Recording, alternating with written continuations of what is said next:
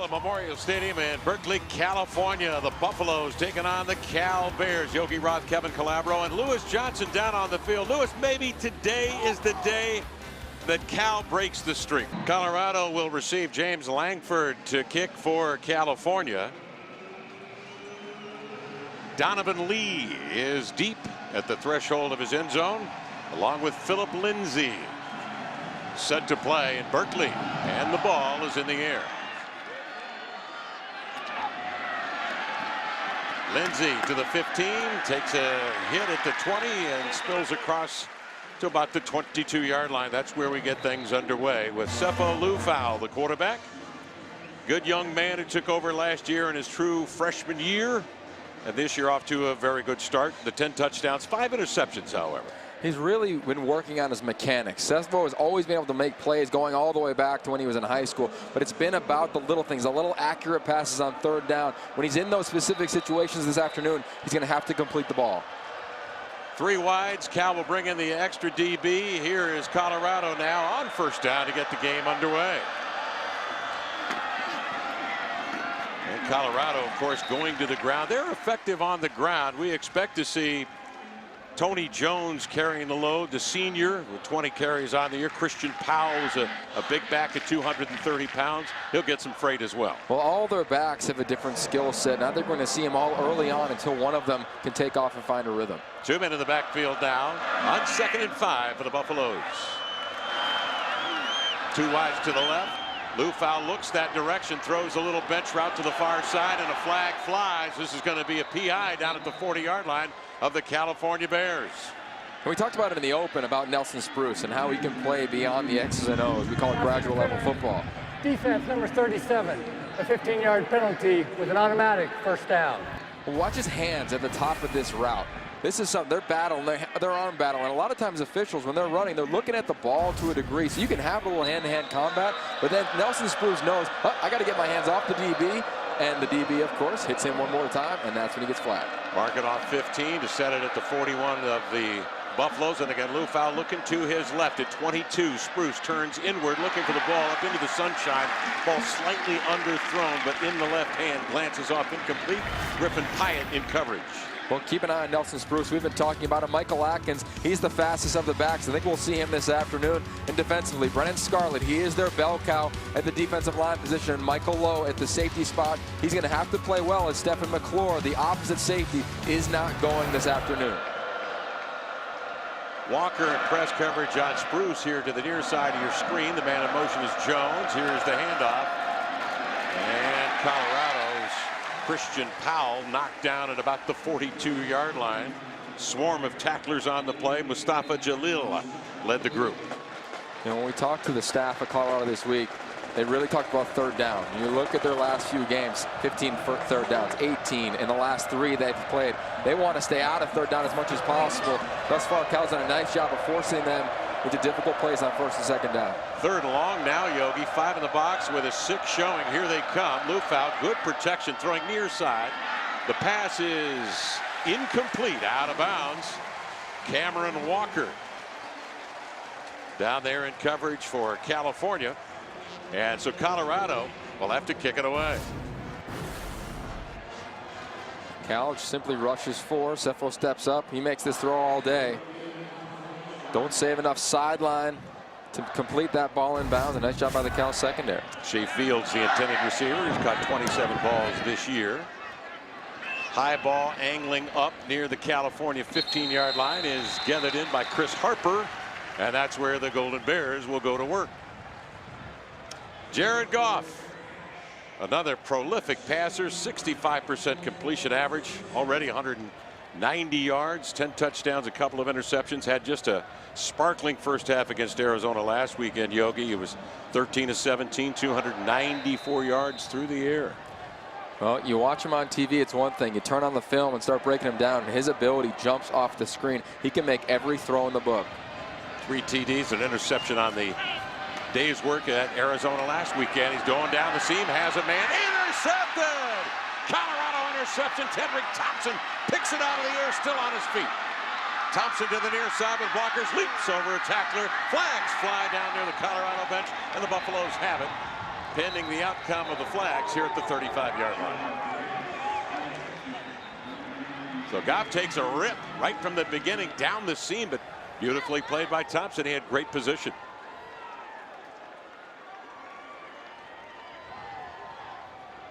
Referee today is Land Clark, the umpire Matt Jordan, and the head linesman Bart Longson, and they are sorting it out down near the 40-yard line.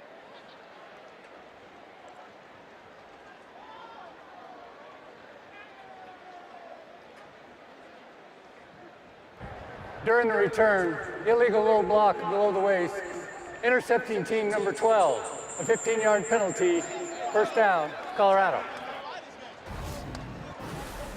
Real impressive job by Thompson. He plays the middle of the field, and Goff's looking to his left the whole time. And Thompson, he baits him. He looks left as well. He follows his eyes. Then all of a sudden, the last minute, when Goff whips back to try to throw that seam route to Harper, away Thompson goes. It's an easy pick. That's a great job of playing safety. And Ken Bear, the defensive coordinator for Colorado, told us they're going to have to shift a variety of their looks up against Jared Goff in this passing attack. Yogi, that's the third interception this year for Thompson. It's the third pick of Goff this year. Liufau goes to work, slings a pass to McCullough. The big tight end is dragged down at the 45-yard line of the California Golden Bears. That's a first down for the Buffaloes. You know, back in the day, you used to think, oh, it's easier to throw outside the hashes. But when you really study the game over the last few years, quarterbacks love throwing in between the hashes. Those are some easy completions. Look to see more of those as the afternoon continues. Three receivers to the short side of the field to the left of Liufau. He's going to look to the near side to Spruce. Avoids two tacklers. Looking to dodge outside, then move laterally along the 40-yard line. Well, he's got such a feel for the game, a simple slant route, but understands how to set up the corner. It's man-to-man coverage, and he knows where other defenders are, so he can kind of move before they even get to him. Allows him to get a few more yards. Touchdown catches in 6 consecutive games for Nelson Spruce. Leads all receivers in the USA. Trips to the right of Liufau, man in motion. Here is the handoff. Working to the near edge and trying to bounce it out is the young back, Donovan Lee, a freshman. Dragged down on a beautiful tackle there by Lowe. Oh, Michael Lowe, incredible inside-out pursuit. He sniffs into Michael Lowe. He's got some real speed, real active guy in the backfield. He currently is their leading tackler on the season. He's a talented young man. Buffalo's in a manageable third down situation now, Yogi. Michael Atkins in the backfield. Atkins, 195-pound sophomore. Will release out of the backfield. Liufau, hard rush, throws down the near sideline, running for his life. He is knocked down out of bounds. Hard pursuit applied by Noah Westerfield. He stayed with the play. Well, he kept going, and he got a shot on him towards the end. And Sefo Liufau, he's been taking his shot all season long.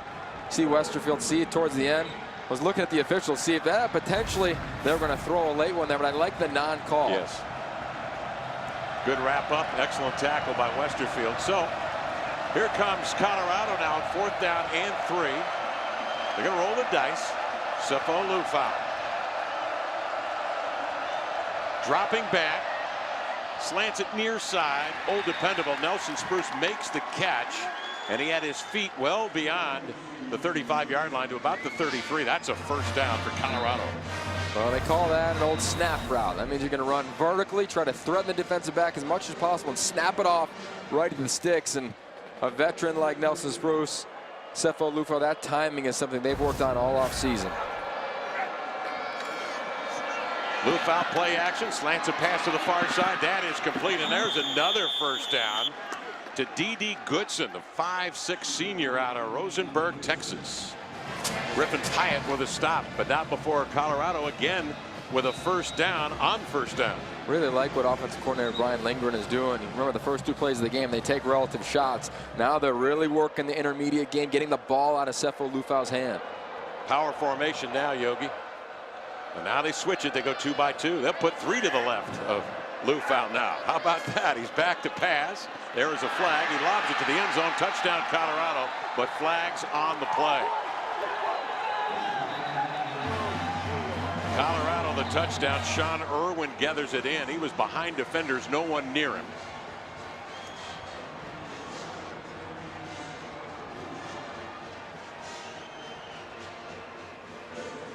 Well, Mike McIntyre's gamble on 4th down and 3 pays off, gets him down there into scoring position and darn near the red zone.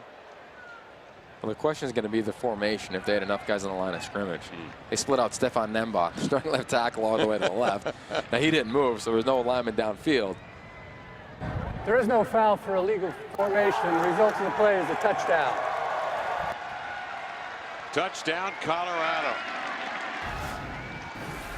Take a look. Okay, when they make their shift, all of a sudden, look at that big guy. When was he ever lined up at wide out? And remember, he was 190 pounds when he came in. He's a big dude right now. He runs the old bubble screen. Doesn't really threaten the defenders, but you can see the tight end right down the seam. That's when it gets everybody fired up. Maybe about 295 now.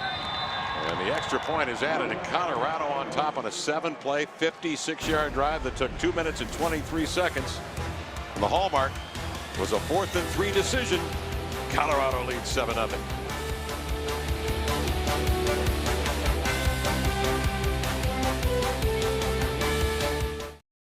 Okay, so the argument on that previous play from the Cal staff was on Nelson Spruce, or if he's lined up on the line of scrimmage. Now, the way the receivers work is they get to this line of scrimmage, and they point to the official on the sideline and say, I'm on, I'm on, I'm on. And whether you're on or not, the official says yes or no. And that's where the conversation ensues. And Nelson was saying, hey, I told him I was on, and the official throws the flag, and they eventually made it a non-call. Well, you talk about turnovers, then what do you do with them? Obviously, the first snap, Jared Goff trying to go down the seam, intercepted by Tedrick Thompson. Colorado scoring on a decision on 4th and 3 in California's end. On the kickoff, a flag flies, but first let's take a look at difference makers. Well, Cal's going to have to run the football. This is Daniel Lasco, who we talked about in the open. Bryce Treggs moves from outside receiver last year to playing in the slot. He's going to be a matchup issue. Then defensively, no foul for keep holding. an eye on the George result of the play is Frazier. a touchback. First down, Cal. Keep an eye on George Frazier. He's a tight end. He's also a fullback. And then Kenneth Oglebody. He's going to be the most active guy at linebacker today for Colorado. Keep in mind as well, Addison Gillum. He's playing today, but he was taken out in the second half of last weekend's game with concussion. He didn't practice until late in this week. It's going to be interesting to watch him as this game goes on. Bryce Treggs in the slot here to the near side. Goff will turn and hand off. Daniel Lasco working the far edge. Driven down near the 30-yard line, a pickup of a few. Lasco, interesting, Yogi, a redshirt freshman a year ago, junior, now by standing, just played 8 games last year, nicked up. He's been injured a lot. This year healthy and very effective, and one of the reasons Sonny Dykes' club is averaging 187 yards on the ground.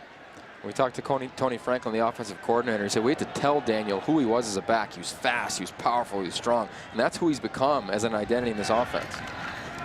Power formation, Colorado just wrecks it. Kalfani Mohammed dragged down for loss, but there was another flag on the play.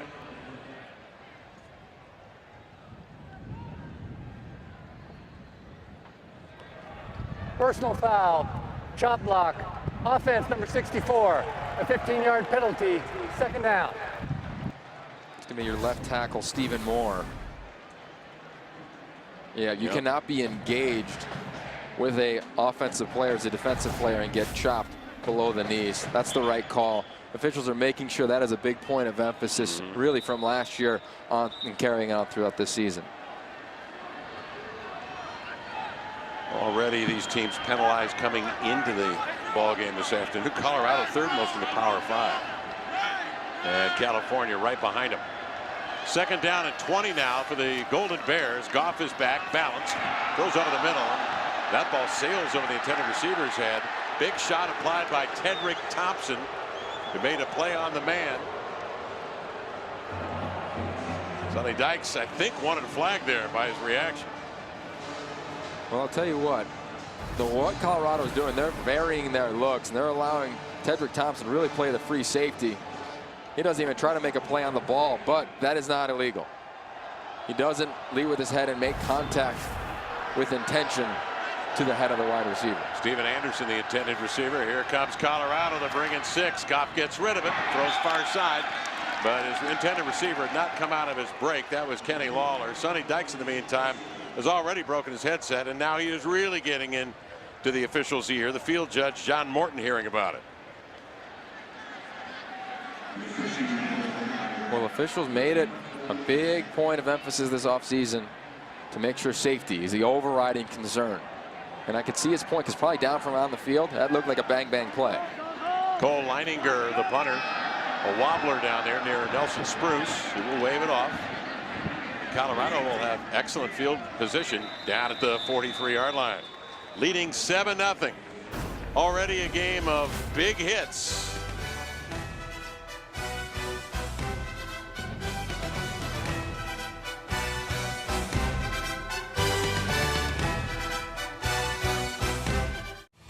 Pac-12 football is brought to you by Dr. Pepper, always one of a kind. And by State Farm, it pays to double check. Talk to your agent today. To Berkeley, Colorado leading 7-0 on the California Golden Bears. The Golden Bears coming into this game and outscored opponents 56-0 in the first quarter. Sefo Liufau first down to Tyler McCullough across the middle. And the big tight end on first down is across for a first down. In California territory, they'll spot it at the 40. Again, I like how they're working the hashes. That's the soft spot right now in this Cal defense. They've worked little out routes, little seam routes, quick little stick routes. I like the game plan with Brian Lindgren right now, the offensive coordinator. Liufau will hand off. Two-man backfield.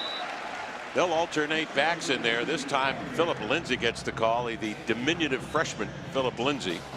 Tony Atkins at 5'7". Michael Atkins 5'10", and then Christian Powell is 6 feet and 230. They'll use them all in the backfield. They really would like to see Michael Atkins become the guy because he has breakaway speed. He's a 10-600 guy in high school. Liufau will keep it. Has room, has wiggle. Avoids a tackler. Bounces outside. McCullough leading the interference. And then he is dragged out inside the 5-yard line. Sefo Liufau with a burst once he got to the second level. 39-yard scramble for the first down and deep into the red zone in California. Well, you rewind to last year, they did a lot of quarterback runs. This year, they've scaled him back because they didn't know about his athleticism. He's a better pocket passer. They come back with a QB read game, wide open, right down the middle. That's a big gash. Down at the doorstep, Liufau under center. The turn and the handoff comes to Lindsay, and he is able to lean forward to the line of scrimmage and maybe crawl forward.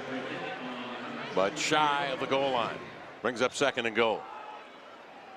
And they will spot it down there at the 2-yard line. Colorado 12 for 13 in the red zone this season with 9 touchdowns, 5th best in conference. And they bring in the hammer. Christian Powell, here he comes at 230 pounds. Play action. Liufau will sling a pass. Touchdown, Colorado.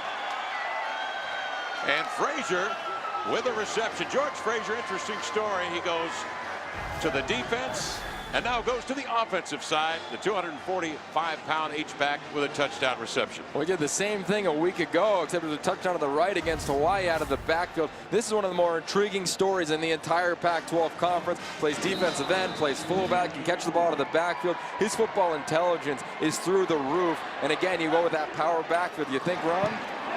Out the back door. Will Oliver with the extra point. And Frazier and company lead it 14-0 on the road here in Berkeley. Colorado Buffaloes.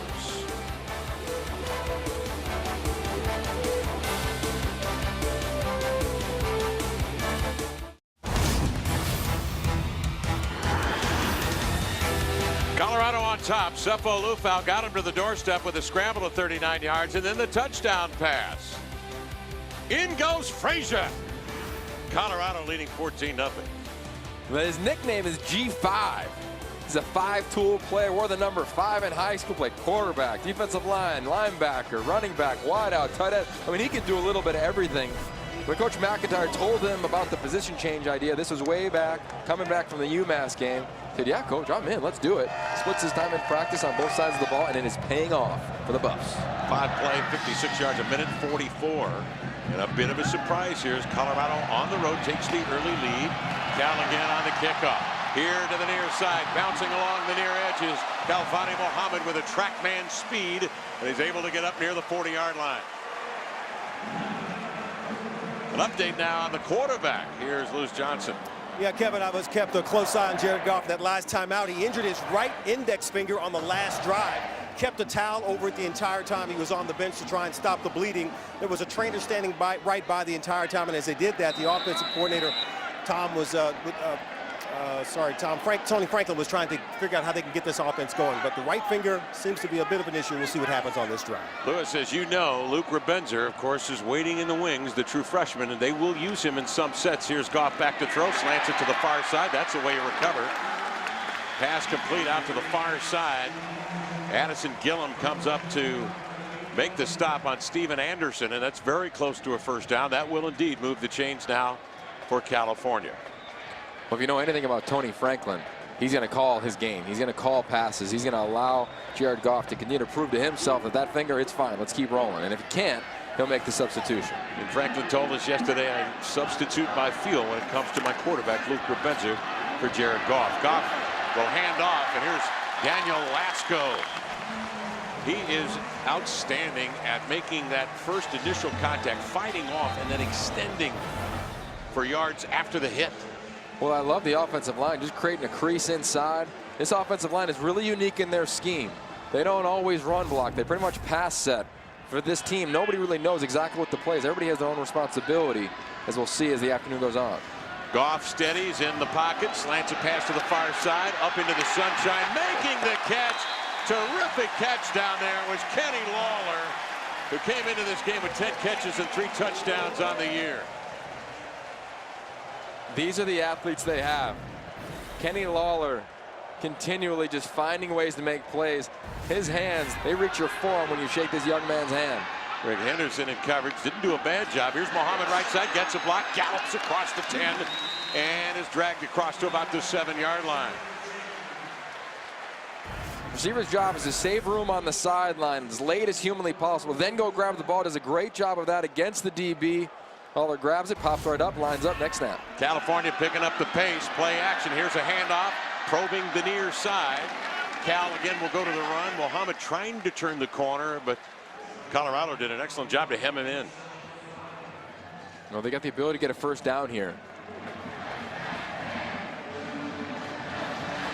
3rd and 1 for California.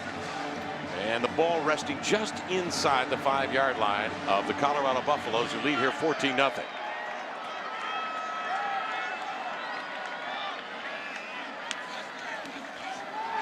Rolling out, man wide open. Lucas Gingold coming out of the backfield formation, wide open, and Cal comes down the field just like that to put 6 on the board.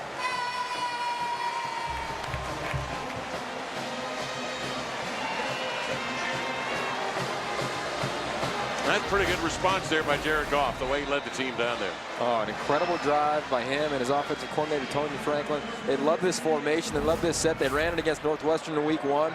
Lucas Gingold, there's a reason he's a team captain. Doesn't play a lot, but when he does, he makes it count. Langford is on, and the kick is good. And Colorado's lead trimmed to a touchdown as Cal's on the board for the first time with 5:52 left here in the first. In the desert, in Tucson, Jared Goff, 18 of 30, 380 yards, 3 touchdown passes thrown. Cal was up 15 with 5:21 remaining in the ball game. Goff was outstanding in the first half. In the second half, Arizona was able to get to him. Take a look at the way he has improved from one year to the next. Well, the fact that they could run the football aids him tremendously, but also the reality of he was playing as a true freshman with an injury-depleted team. I mean, we were here. We had a couple games a year ago. You got to see it on the drive on the Pac-12 Network. He was getting lit up left and right, physically, mentally, having to go through the ups and downs of being a young guy playing. He went in this offseason, and I believe really put on a lot of weight, a lot of strength, specifically in his lower body. And mentally, he can handle a lot. I mean, he's been through a 1-11 season. You either come out of that in the tank, you come out smoking, and he's come out smoking thus far early in this season. They had so many injuries, did Cal last year. 138 games lost to injury. James Langford will get into this one. Philip Lindsay is back for Colorado. Taking it is Ryan Severson. And he is spun and somersaults into the air and lands on his feet right at the 25-yard line. Sebastian got up under him and sent him into the air. Well, Avery Sebastian, he's one of their key players on special teams. And I think that's an area where this team has really improved. Sonny Dyke said in the offseason he went back and studied all phases of the game. Kickoff return, punt return. How can we get better? Because that is a phase in this Pac-12 where everybody's good on offense. Defenses are on their heels the majority of the games. You've got to win in that phase. And that was Michael Lindsay that was spun up into the air. Colorado now with it. Hard rush. Liufau gets rid of it to the near sideline before Atkins had come out of his break. That's incomplete. But they won't take the loss, and it brings up second down. Well, Raymond Davidson just found a gap. Went right between the old guard and tackle there and found himself right in the backfield. Nice job by Sefo Liufau just getting rid of the football.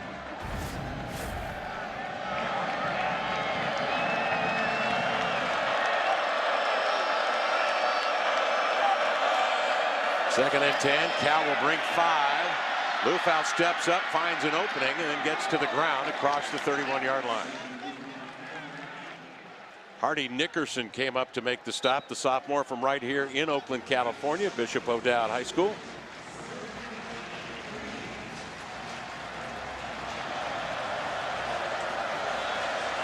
Third down situation and 3 now for Colorado. And they bring in D.D. Goodson to get a little speed into the lineup. They're going to go 3 by 2, and they're clearing out the backfield. Yogi on 3rd and short. Watch the slot. He's on the inside at the top of your screen. Nelson Spruce. Cal mindful of number 22, but he slants in. Does Tyler McCullough, the big tight end, has been effective. Pyatt comes in to make the stop, but Colorado's got a first down. Again, working in between the hashes. It's such an easier throw for quarterbacks, and that's a mindset that has changed over the last few years. Liufau's been effective throwing darts out there. He's 7 for 11. He's spread it around. It hasn't just been Nelson Spruce. He'll roll out now on first down. And times it beautifully over here to Donovan Lee, who works a little bench route to about the 42-yard line. Well, they're seeing the defenders of Cal play mostly head up to inside leverage on those slot receivers. And when that happens, you have an advantage. Second down and 6.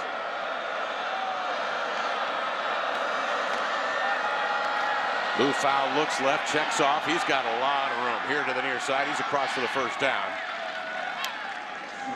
Sefo Liufau has been very effective in the pocket at taking a look, assessing, and then tucking it and run. He's always done a nice job being able to scan the field.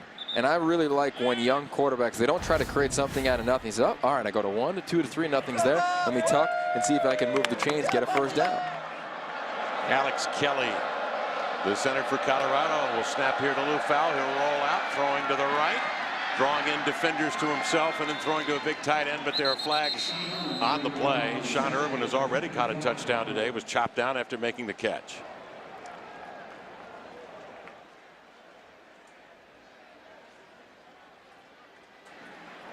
Holding. Defense number 3. That penalty's declined. The result of the play is a first down. Cameron Walker, the cornerback, the guilty party. Trying to clear out Cameron Walker so they can hit Irwin, the tight end, on a little delay route on the play action pass. Here come the Buffaloes again, moving it beautifully. They're at the 41 of California. Quick slant here to the near sideline, and the pass complete. Bryce Bobo makes his first catch of the afternoon, redshirt freshman from Covina, California.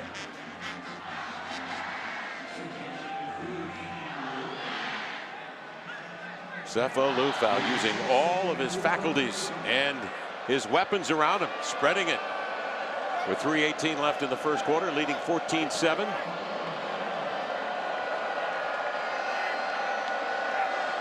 Liufau on 2nd and 4. Atkins is the lone back. They'll swing it to the near side, and knocked down shortly after catching the ball was Shea Fields. Fields this year has caught 27 balls and has a couple of touchdowns. Austin Clark came up to make the tackle.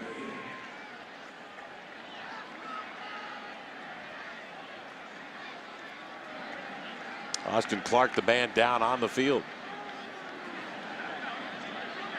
Austin Clark, he received his 6th year of eligibility this year after an injury last year in week 1 against Northwestern. You hate to see him down on the field.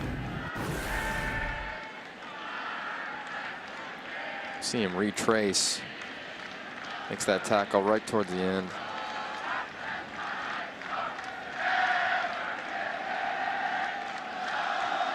Yeah, he just decided, you know, I'm not feeling too good. I'm just going to sit down here and let the training staff take care of him. Well, it was a pretty violent collision on the tackle. Sure was. Looked like he was fine, popped up, and I don't know if it's the collarbone or the neck. And those are the ones you always want to just be patient with.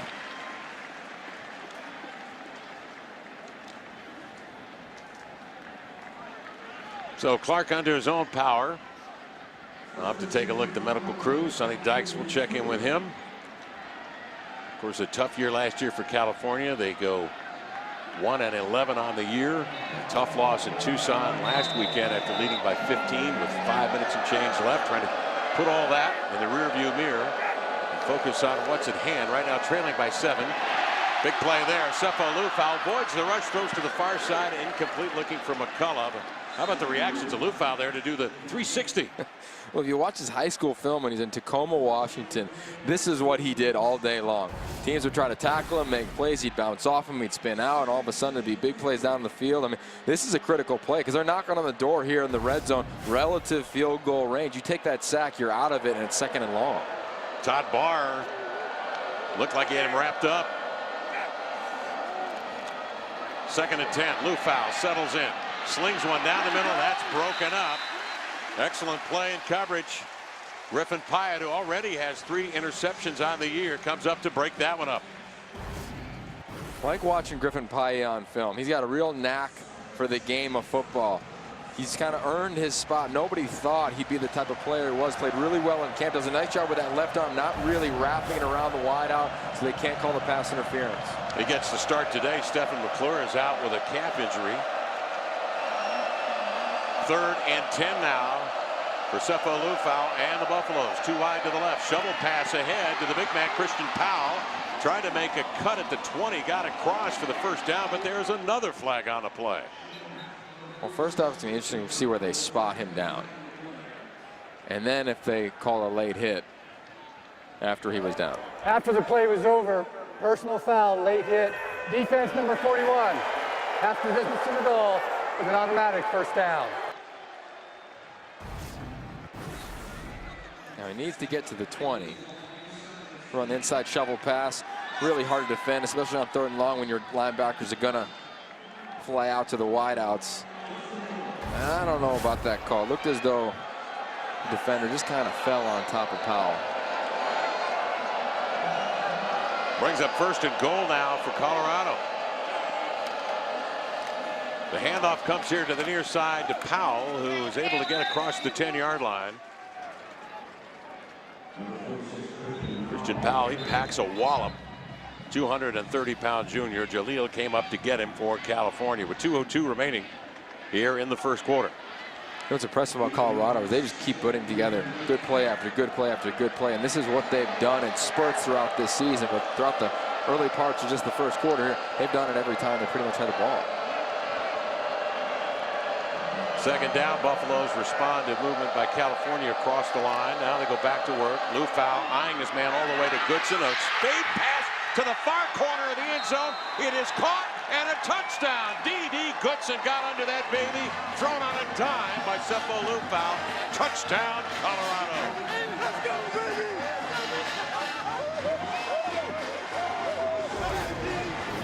Well, D.D. Goods is in the slot, and you called it, Kev. That is an absolute dime piece to the back pylon. That's the only place you're supposed to put the football. You cannot drop that one even if you want to. Sefo Liufau, perfection to the back pylon. That's how you draw it up in the film room on the chalkboard, and that is how you execute it on the field. And the coaches told us what we're looking for from the young man. Sefo Liufau's more consistent accuracy. We've seen that today. He's been sharp. Well, where he struggled all season long, really all his career, is throwing to his left. He hasn't had the ability to open up his hips. He does an incredible job right there, being extremely accurate, pinpoint accuracy to the back pylon. This is clinic-worthy tape. As you see Sefo, watch that left hip, that left front shoulder completely open up to that back pylon. That allows him to have touch on the football and not miss like he has previously. That is playing beyond the X's and O's, taking the coaching. And if you were with us a week ago, Sefo Liufau talked about that's where his emphasis was in the offseason, to improve throwing to his left and opening up that hip and not locking out his front leg.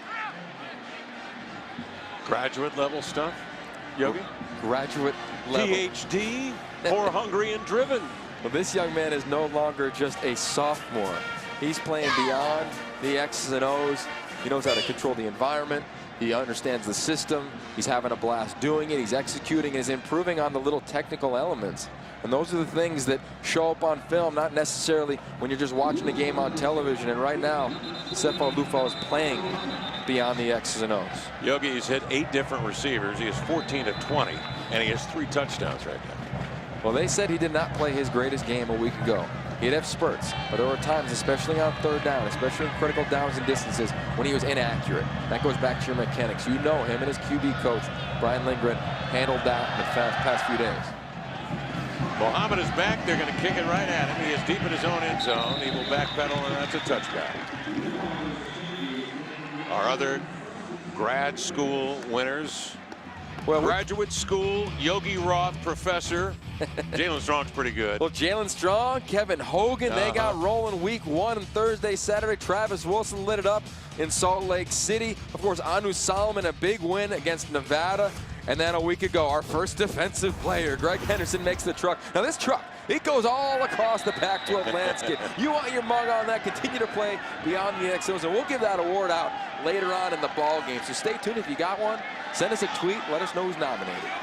Goff is going to throw on first down, and a little slant in from his flanker here to the near side is complete.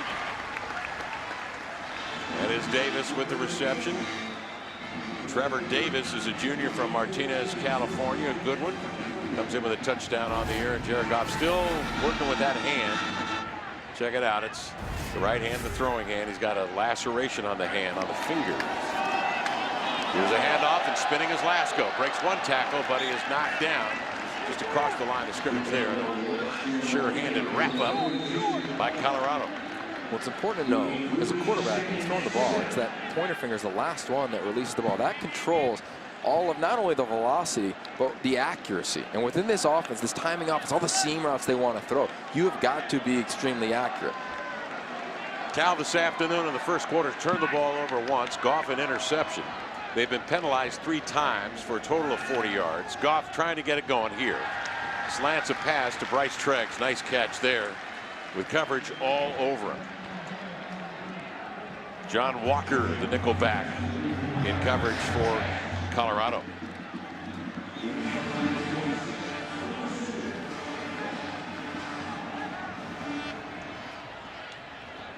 Third and 2. Little hesitation, and then bouncing to his right is Lasco.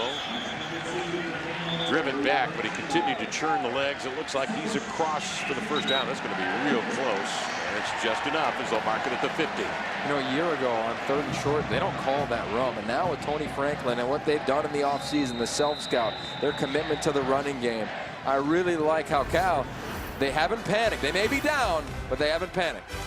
We mentioned Cal, a first quarter team definitely, but not today at home. It's Colorado early, leading on the road in Berkeley, 21-7 on the Pac-12 networks.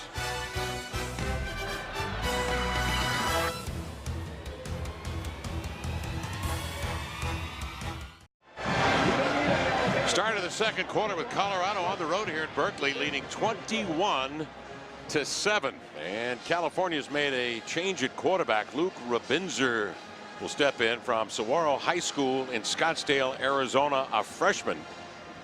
Yogi, as we know, came on the scene with 11 carries, 48 yards, instrumental in their win week 1 on the road in Evanston, Illinois against Northwestern.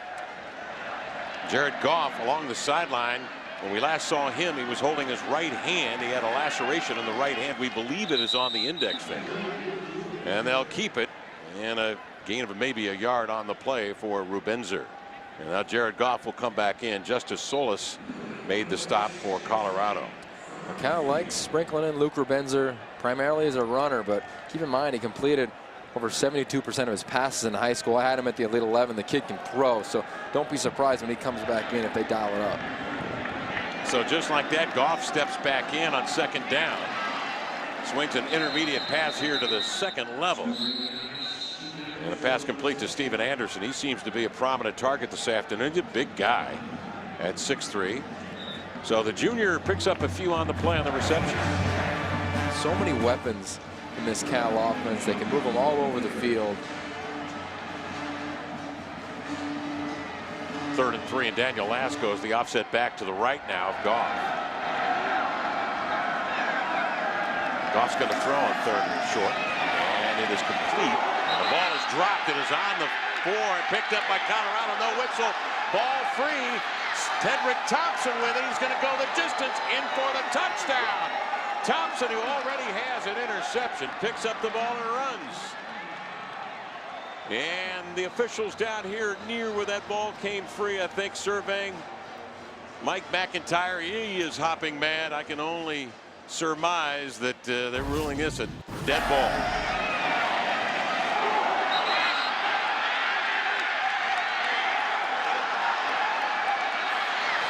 The ruling on the field is incomplete pass. 4th down. Kenny Lawler did not have it. And neither does Colorado. Please reset to 13:52. 1001, 1002. Very close. That's close. Crawley's arm is in there. His right arm is in there on Lawler. The ball isn't necessarily right next to his body, but that's a close one.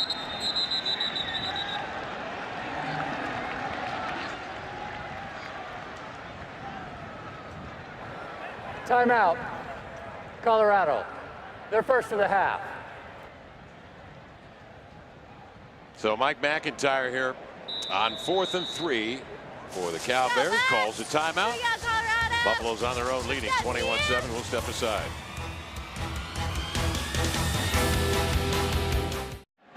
Colorado sporting a 21-7 lead here in the 2nd quarter. Stops Cal on 3rd and 3. Looked like Tedrick Thompson may have picked up a loose ball that had fallen out of the receiver's hands on the turf. The rule that it was an incomplete pass, and so Leininger will bomb this one into the end zone. And Colorado will take it on the touchback. Sefo Liufau last week. He only got the win, but he got nicked up. Oh, his ability to stand in the pocket and almost seek out contact at times makes coaches hold their breath a little bit. And he got hit a few times. We were there in Boulder, but again and again and again he got up. He challenged the defense. A little sore this week, but he's come back and he's played really well thus far. It's only a quarter and some change through.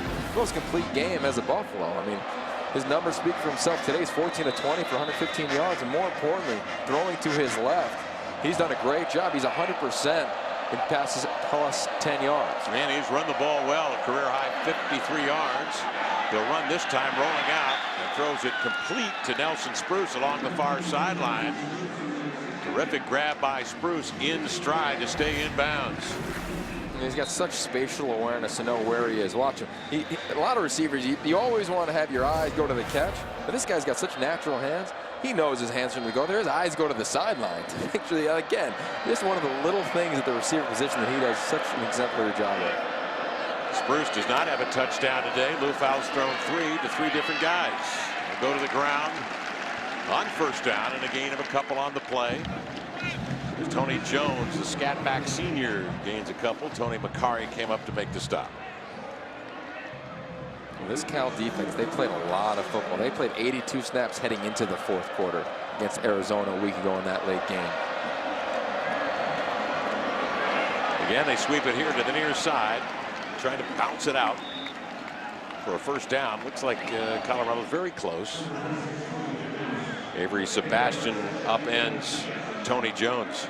This is what Colorado wants to do. They get a first down. They like going up tempo. Well, they're going to call it 3rd and 1. They put trips to the right. Low snap, bobble. Handoff there as Liufau had it pop free and then went to a knee to get it on the turf. Low snap, brought it up, tried to hand off. Nothing good about that play, Yogi, except they retained possession. Well, it's Tony Jones. Sefo does a smart thing just falling at it, but this is a drive. You're going to go back and look at it tomorrow, and this is one where Colorado had some momentum. 3rd and real short. 3rd and 1. Juggle the ball now, 4th down. Trevor Davis is back for Cal. Wobbly kick. This has got a possibility for Colorado, and they are able to down it at the 1 yard. Heads up play down there by White to stop the ball right near the goal line. 47-yard punt that just kept tumbling and kept coming.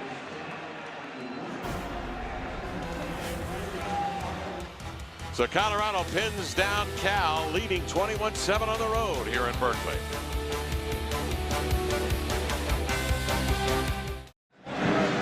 Beautiful day in Berkeley, California. Sunshine everywhere. Colorado on the road, leading, however, 21-7 on the Golden Bears with 11:51 to play here in the first half. Let's go to Lewis Johnson.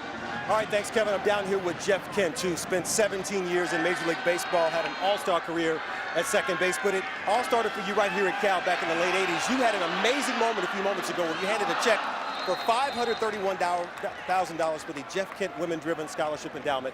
Tell me about that big moment. Well, it is a big moment.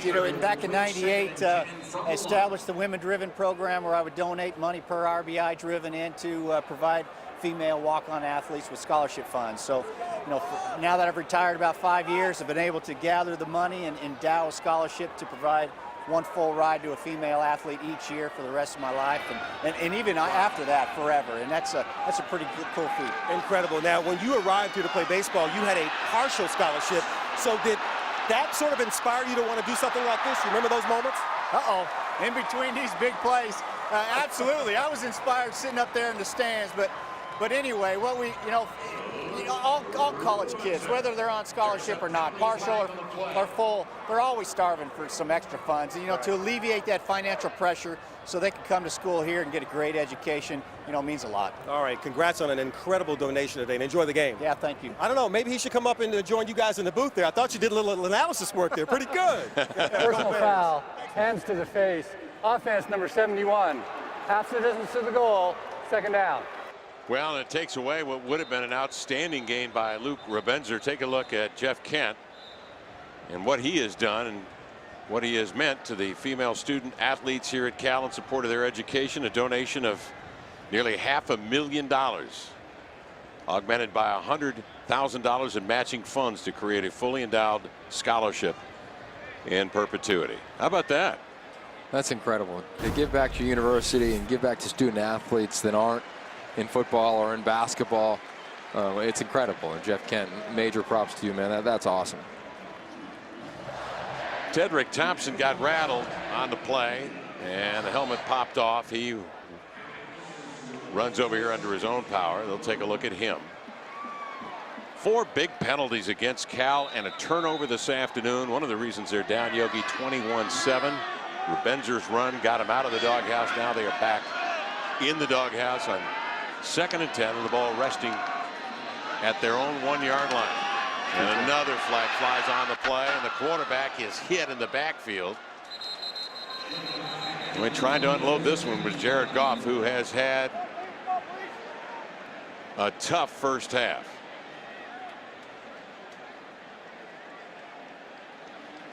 Ola Bodie came in there to hit him, but here's the flag. Offside. Defense number 95. 5-yard penalty. 2nd down. That's a little bit of good news. Take a look at what Goff's up against here. A lot of free play. as well. And the guy who went offside is the one who hit him. Jarrett's taken his fair share of hits all last year, early this year. He's going to bounce right back. Brings up 2nd and 5. The durable Goff. Quick drop. Throws in traffic across the middle. This is where their offense excels. It's getting the ball out of the quarterback's hand quickly. It's making sure that he cannot put himself in long drops where he can get popped, where he can get hit. I like this right now because you're utilizing your athletes in these little spaces, and that's what will allow them to break them into longer catches. Steven Anderson with another catch, and this time the handoff to Lasco doesn't work at all as Colorado sniffs it out. Tony Franklin's offense right now sputtering with 10:42 to go in the second quarter. He's got a 2nd and 14 staring him right in the eye.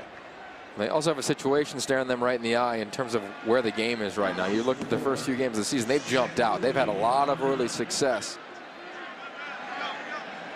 And the tables have turned. They've outscored opponents coming into this game by 77 points in the first half, 56-0 in first quarters. They were down 14-0. Lasco out of the backfield, pass complete across the 15, cuts it back to the 20. He's got a first down, still on his feet, 40.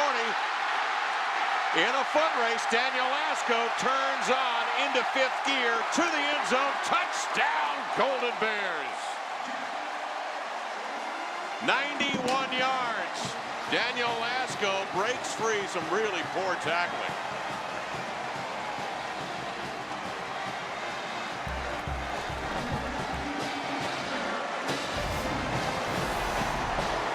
Well, it's a simple bubble screen to Daniel Lasco. And put that left foot on the ground, whoop, away he goes. 3, 4, 5 Colorado defenders. That's a 12 best nominee if we've ever seen one. Down the sideline he goes, breathing life back into the Bears. Lasco with his 3rd touchdown of the year.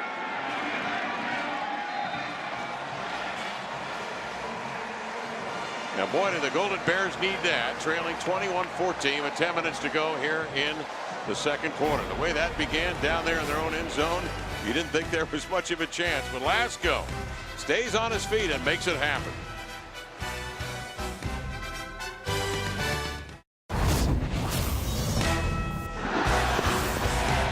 California needed this. Daniel Lasco breaking tacklers, going 92 yards from scrimmage. Missed tackles, nearly lost the ball. Stays on his feet, and now nothing but green grass ahead, Yogis. He turns on the burners. 5 defenders from Colorado around him, pinned against the sideline. That's just a will to make a play.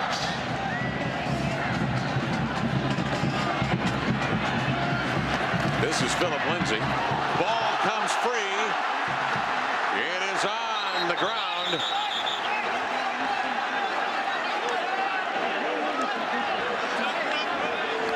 Indication Colorado ball.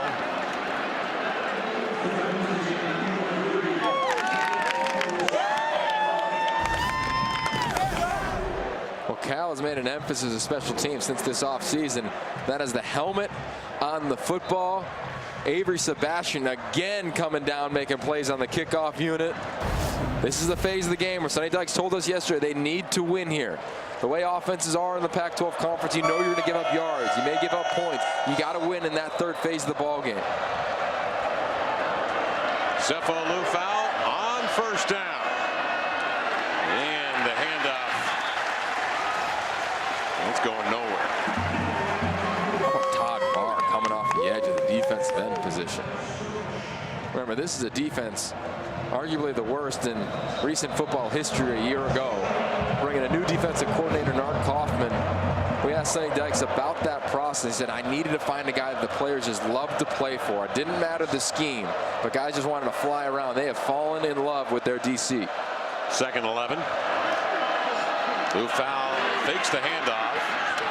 And he is shoestring tackled across the 31. Let's get an update now from Guy Haberman in San Francisco. Time for a GoRVing.com game break. This is in Seattle. Just after Ty Montgomery scored for Stanford, Jadon Mickens answers 25 yards. Washington would not get the extra point. Under 10 minutes left in the second quarter in Seattle. Kevin and Yogi. Guy Haberman, thank you very much, from San Francisco, with 8:44 left here in the first half. The short side of the field, there are 3 receivers for Colorado. 3rd and 3. Sefo Liufau, hard rush, gets rid of it. Pass complete to Spruce. Where did he catch that, Yogi? Right above where the grass ends, or the turf down there. And Sefo Liufau took a shot from Todd Barr, coming unblocked off that edge. He gets popped. Beautiful placement. The strength and the concentration, Nelson Spruce. First down for Colorado. Sefo Liufau's been sharp today. Drops back. He's poised. Throws the long ball to Spruce. He's open. Makes a cut midfield between the seams. Bounces outside 30 to the 20. Angles toward the 15. There's a flag over there. Spruce run out of bounds at the 16-yard line of California. Well, I think this is going to come back a little bit. Watch Bryce Bobo. He's number 4.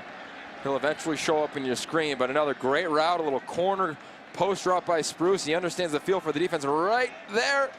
That's where Bobo's hands just touch the back of the defender. I think that's going to be the call. Illegal block in the back. Offense number 4. A 10-yard penalty. First down. And that's a block. That's a tough one. As a receiver, you're just trying to do everything to spring your fellow wide out. And these are ones where you don't really need to. Put your hands up. Didn't need to do it.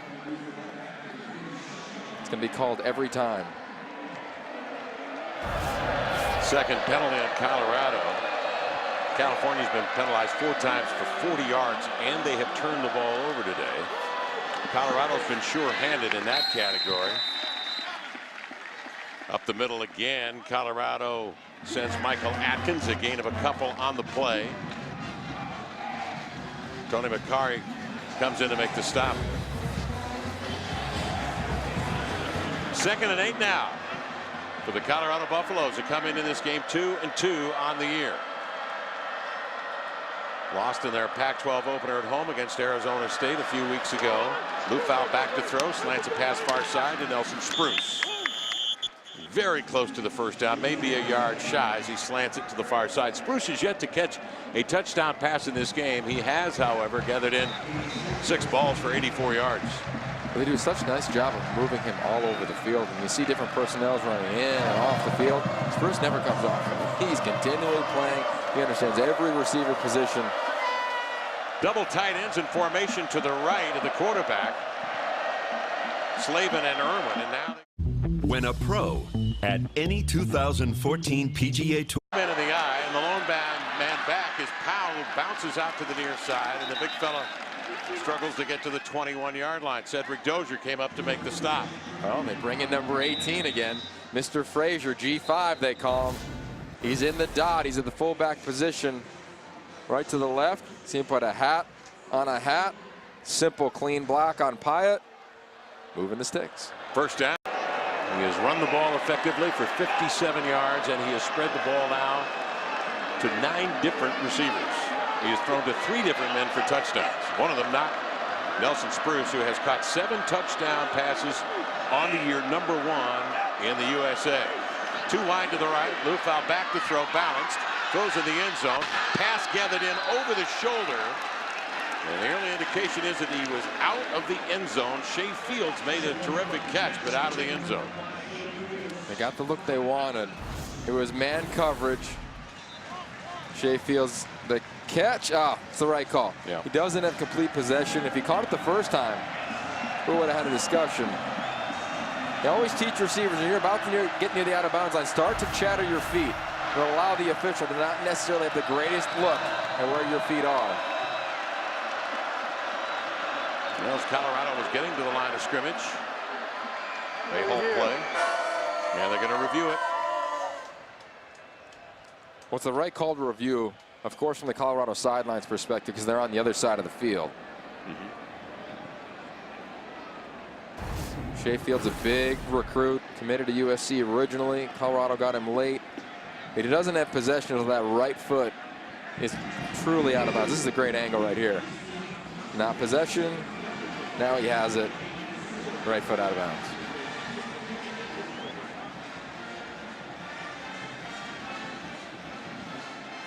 From Coach McIntyre right there, he's like, oh, he caught it. Sure. From his perspective, yeah, from his perspective, that's a touchdown. But when you do get the reverse angle from the end zone.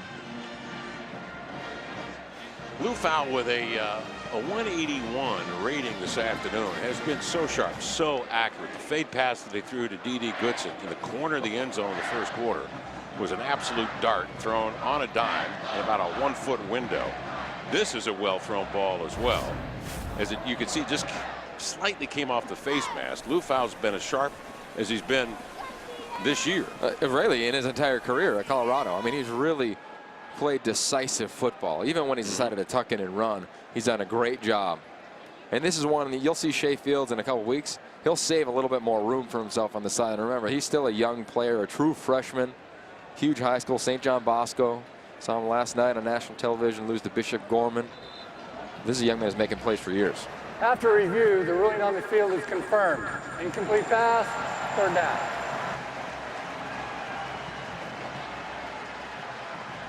And that's the right call, but you do notice that Colorado, they're getting the defensive looks that they want on a majority of their plays, especially in the passing game. They're getting the matchups, they're getting the coverage, and they're getting the receivers to be in the proposition to make plays. Colorado's checklist today offensively was start fast. They've done that. Set a tone. Yes. They've taken care of the ball. Absolutely. And they have converted on third and short. Right now, third and long. Goodson is the man in motion to the near side. Liufau back to throw. Man out of the backfield. Ball dropped. Picked up. No whistle yet. Knocked out of bounds was Michael Atkins. Forward pass incomplete on 3rd and 10. A simple call, but this is the execution that Coach McIntyre talked about for his team to make that next step, and really both of these teams in these critical downs and distances, because that had a chance to go for a first down. The right call, they had the look, the pressure came up the middle, they had a chance to move the sticks. And then you got to make the play. Will Oliver is in to kick.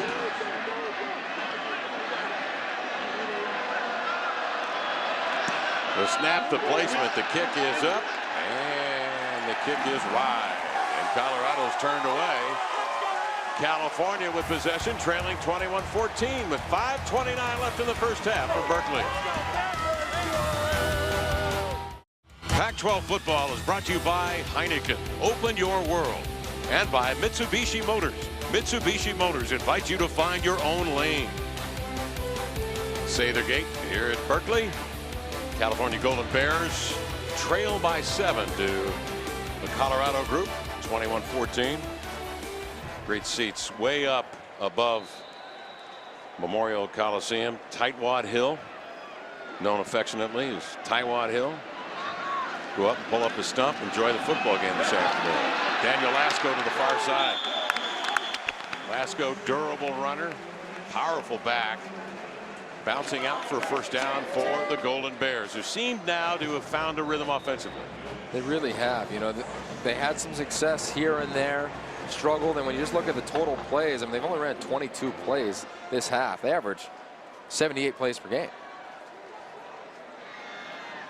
Lasco picks up the first down. Goff fakes the handoff, angles a pass near side, puts a mirror into that one, and it was nearly intercepted. Kenny Lawler turned from receiver to defender and is able to slap it away from behind.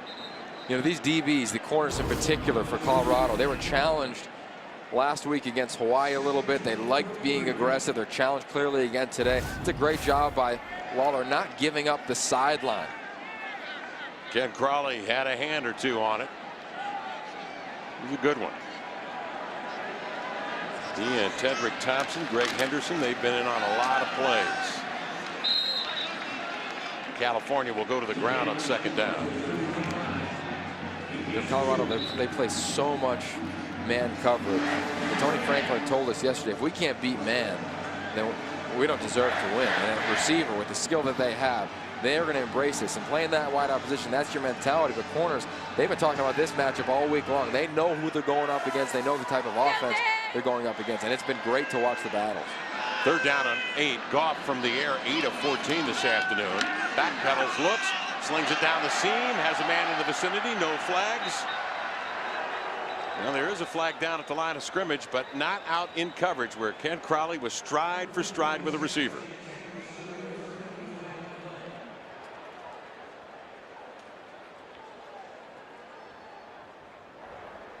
Personal foul, face mask, offense number 64. That penalty is declined, 4th down.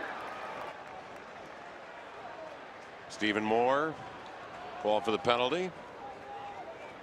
And California is going to have to kick it away, Yogi, here with 4:25 remaining. California has been penalized, as we mentioned, 4 times previous to that penalty.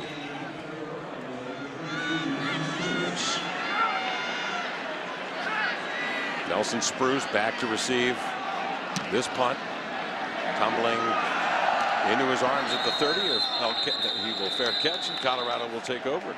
Well, stick around for the State Farm halftime report. Mike Yam, Rick Neuheisel, Curtis Conway, Matt Leinart, all of them in one studio back in the Pac-12 Network studios. Taking a look at this game and others from around the country. Highlights number 16 Stanford at Washington this afternoon. A preview of Washington State and Utah. That ought to be a beauty right here on the Pac-12 Network. Oh, that's some good football. I mean, we talked about all off season, the depth of the conference, and now we're seeing it in conference games. Teams are just going to be battling week in and week out, and it's going to be fun to watch Utah. So excited to see who they are as they go and play Washington State at home. Low snap, Liufau gathers it in, rolls out, throws a pass. That's nearly intercepted, but it got through into the hands of Spruce, who couldn't handle it, looking up into the sunshine. So Colorado dodged that one.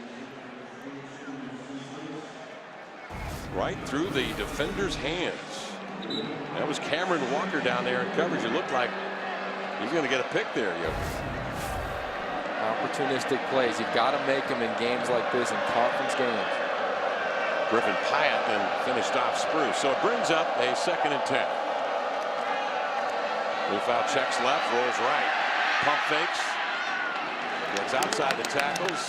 Hard pursuit. Brendan Scarlett stays with a play. Scarlett hungry to play college football after missing all of last year because of a hand injury. Cal's done a nice job of just allowing their edge rushers to find pressure, find ways to get the Sefo Liufau. Brendan Scarlett on that last snap, a variety of different players on this defensive front.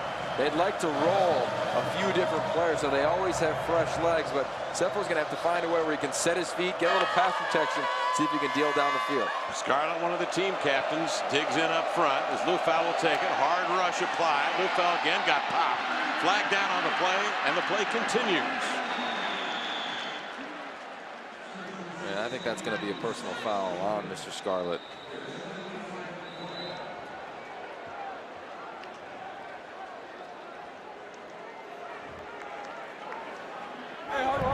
Personal foul, roughing the passer, defense number 17. A 15-yard penalty will be added to the end of the play. 1st down. You'll see him come from depth, unblocked, and that's exactly how the rule was written. Head-on-head contact. Yeah, and you're lucky it's not worse if you're a Cal fan, because that easily could have been called helmet-to-helmet contact in a targeting.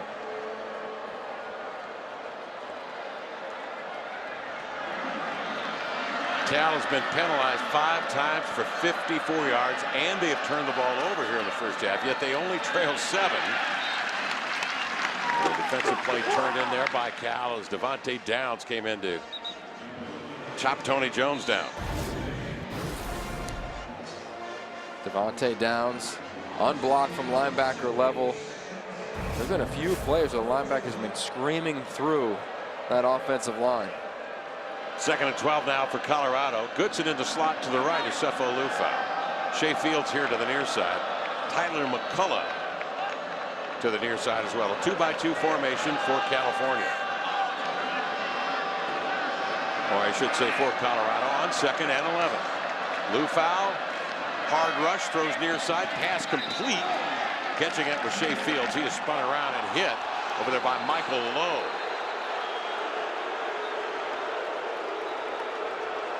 It's going to be a late hit on Cal.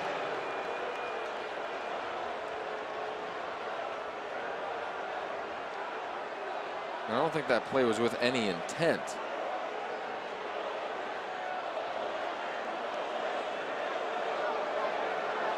Cal's been penalized 5 times this afternoon.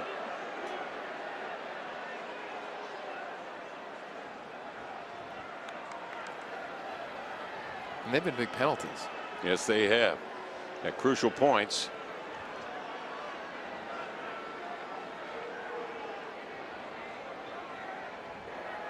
After the play was over, personal foul, late hit. Defense number 5, a 15-yard penalty, first down. You'll see the catch by Fields already out of bounds. I could see that's a tough one. Out of bounds, play is dead. Those are tough. 6th penalty of the afternoon, 69 yards and penalties for California. Man, those kill your momentum, don't they? Oh, and the way this drive started, Cal drops an interception. You know, could have had the ball all of a sudden change in their own territory. 2 personal fouls keep this drive moving, 30 yards in penalties. And now Colorado's in field goal range, 2:44 left in the half, able to make it a 2-score game. Well, it's time now to take a look at our UPS road to the Pac-12 championship game. Oregon 4-0 survives the test last weekend in Pullman. Marcus Mariota sacked 5 times, but man, he was able to stay on his feet and get it done down the stretch. Well, Thursday night, they've got the clash. They've been waiting for about a year for that one. Arizona coming up to Eugene. How about the Bruins dispatching Arizona State after looking like Arizona State had a little something going early in the game. Well, I think UCLA has finally put a game together. Really exciting to watch Brett Hundley play. How about 62 points on 58 snaps? That's crazy. Here's Jones cutting back right side, off tackle, rumbling down to the 5-yard line. The little man's got some dynamite. 5'7", 185. He's got some get up and go. He's been effective today. Watch it.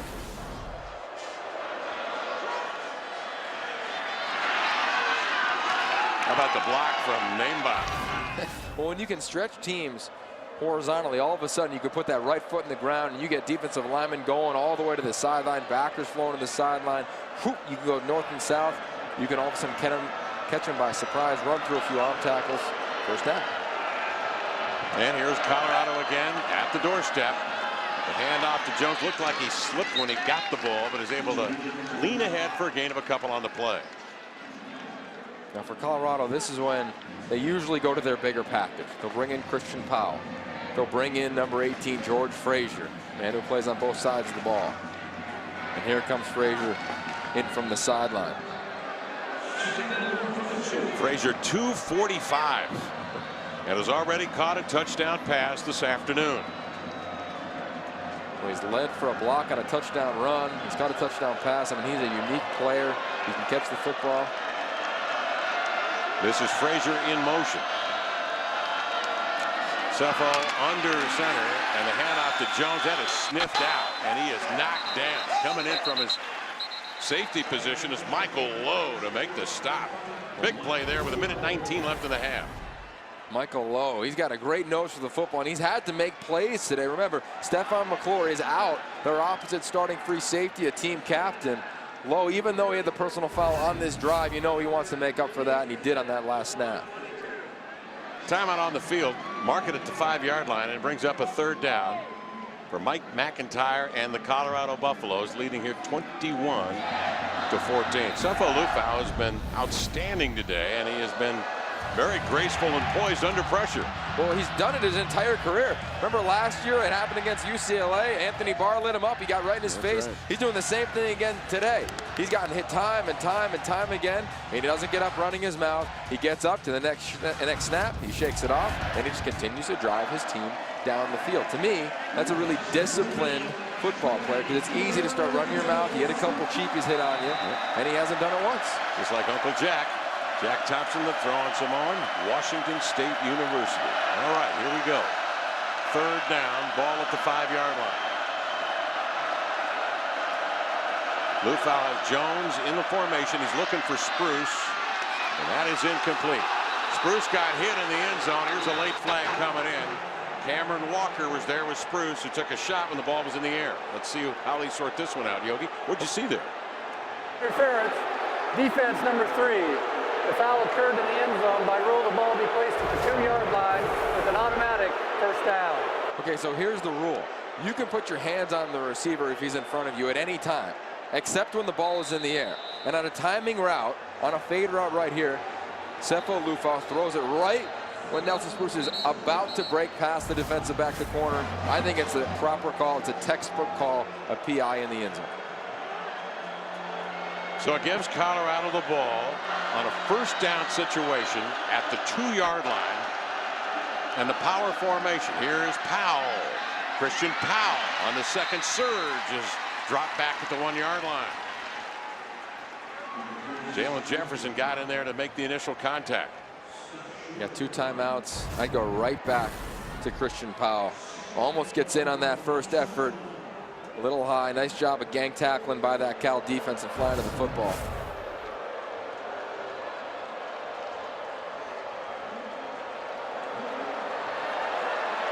Colorado goes right back to it. The handoff is to Frazier. He's in the end zone. Through the air and now on the ground. George Frazier with a touchdown. And Colorado takes a 27-14 lead. Well, if there was one word used by Coach McIntyre all week long, it's been execution. Look at that offensive line. That's perfect execution, getting lower than the defender, taking their legs out from underneath them, and allowing number 18 just to do his thing. George Frazier, rushing touchdown. Will Oliver adds the extra point on a 10-play, 70-yard drive. 3 minutes, 37 seconds. 3 penalties levied against Cal. The last one, the interference in the end zone. And California, with 40 seconds remaining in the second quarter, I don't think could play any poorer half.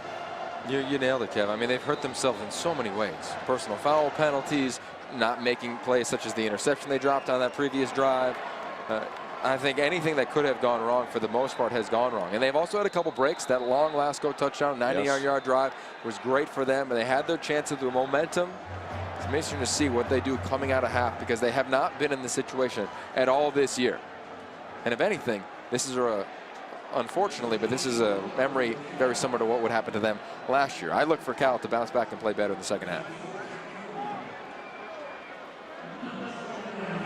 Will Oliver will come out for the kickoff. Trevor Davis is back, the deep man for California. Bears, to a man, said that they had shaken the thoughts of Tucson last weekend when they had a 15-point lead with 5:21 remaining in the ball game. And they seemed to dominate in the first half. I don't know if there's any lingering thoughts of that here this afternoon, but they've not executed well. Mohammed down on the return, driven out of bounds near the California bench.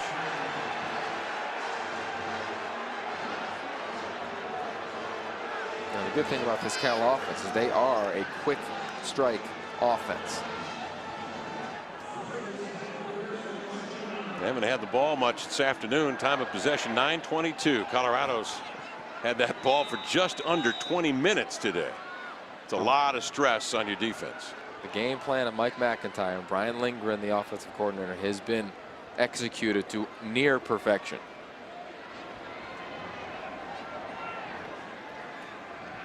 Mohammed, the lone man back. He'll get into pass protection, then release. Near side is Goff. Throws a tough pass to the sideline. Leaping to grab it was Lawler, but he was out of bounds when he made the catch. Greg Henderson, Kenny Crawley, the corners at Colorado, they've really embraced the challenge because they're going up. Look at the athleticism. Are you kidding me from Lawler? I mean, he did it earlier on a touchdown grab. I mean, these guys are exciting players that can make plays down the field, and Colorado has risen up when they've needed to. Henderson, the old man back there, the senior from Corona, California, Norco. Mohammed, the man in motion. Goff pump fakes, and then he's swarmed. Knocked down and sacked. Jared Goff is dropped back at his 21-yard line. Whole lot of interference there as Jimmy Gilbert got in there to rack him up, and there was a fumble on the play, and Colorado has recovered. Doesn't see any pressure coming. Jimmy Gilbert rocked him. And it looked like Walker dropped on it. I don't think that even has anything to do with the hand injury of Jared Goff. I mean, that's just textbook tackling and stripping when you're sacking a quarterback. And sudden change, you got the opportunity with 2 timeouts, 24 seconds left. This is a decent amount of time. Liufau will check to the near sideline. Colorado out of timeouts here in the first half. 24 seconds remaining. Sefo Liufau drops, looks, slants a pass to Goodson. The little man leaps to get it, and then he is pushed out of bounds. Going to keep it running. And the ball is going to be marked at the 19-yard line. Clock now stopped with 16 seconds remaining. Look at the efficiency, though, of Mariota. He hasn't turned the ball over via interception yet. 74% completion. That's crazy. That's who he is. Just crazy. 2nd and 6 now for Colorado as they go back to work. 16 seconds remaining in the half and leading by 14. Liufau scans, flings, floats it right on the money, but broken up in there. The intended receiver was D.D. Goodson. But Griffin Pyatt was right there stride for stride and ripped the ball away, and guess what? Another flag. Holding. Offense number 77. A 10-yard penalty. Replay, 2nd down. They get man-to-man coverage in the slot. Goodson and Pyatt. Exactly how you're taught to play it as a safety. Put your hands to where his hands are. See if you can break up the pass. But the bigger issue is the holding penalty, because now you are on the fringe of field goal range. 10 seconds left. No timeouts. Colorado goes back to work. Liufau drops and throws to the far side. Powell races over there near the 22-yard line and is out of bounds. This will be a 32-yard field goal kick. That's a great play call right there, to know just get it to your outlet, get it to Powell, get as much as he can, get out of bounds, understanding how much time is left on the clock. I mean, again, it wasn't ideal, but the execution by Colorado continues to be impressive. Will Oliver steps on. Oliver missed one earlier here in the quarter. He is 4 of 6 on the air, and his longest is 47. He'll knock this one up. And no good. That is the end of the 2nd quarter. Cal has something small to cheer about. It's a 2-touchdown margin at half as Oliver's 2nd field goal attempt of the afternoon goes awry. Continue to find little breaks. So Sefo Liufau, he has played extremely well in this first half. And Jared Goff, they just haven't had a lot of snaps. It's gone out of Lewis Johnson standing by with Sonny Dykes. Well, Coach, what's bugging you most about the way this first half has gone? Well, we've had a lot of bad things happen to us. I mean, we're not really getting to play much football right now. It's just, you know, a lot of flags. But we just got to play better in the second half. What's happened? I mean, is there a mental mindset that's not there after the last week? No, I don't think it's that. We just haven't executed. Haven't gotten any kind of rhythm offensively. Really got on our heels a little bit defensively. And like I said, just having a hard time getting off the field. And never seen anything like it. All right, defensively, Liufau has thrown to 10 different wide receivers for 3 touchdowns. How do you slow him down? Well, we just got to, we got to cover him. Got to make competitive plays on the ball when it's in the air and just make some plays. All right, Coach, thanks. Kevin? Lewis, I think it's about Sefo Liufau's acuity. He's been sharp. 22 of 32, 214, 3 touchdowns. Not one of them, Nelson Spruce, who leads the nation in touchdowns through the air with 7. Mike Yam is next. Colorado by 14, 28-14 on the Pac-12 network.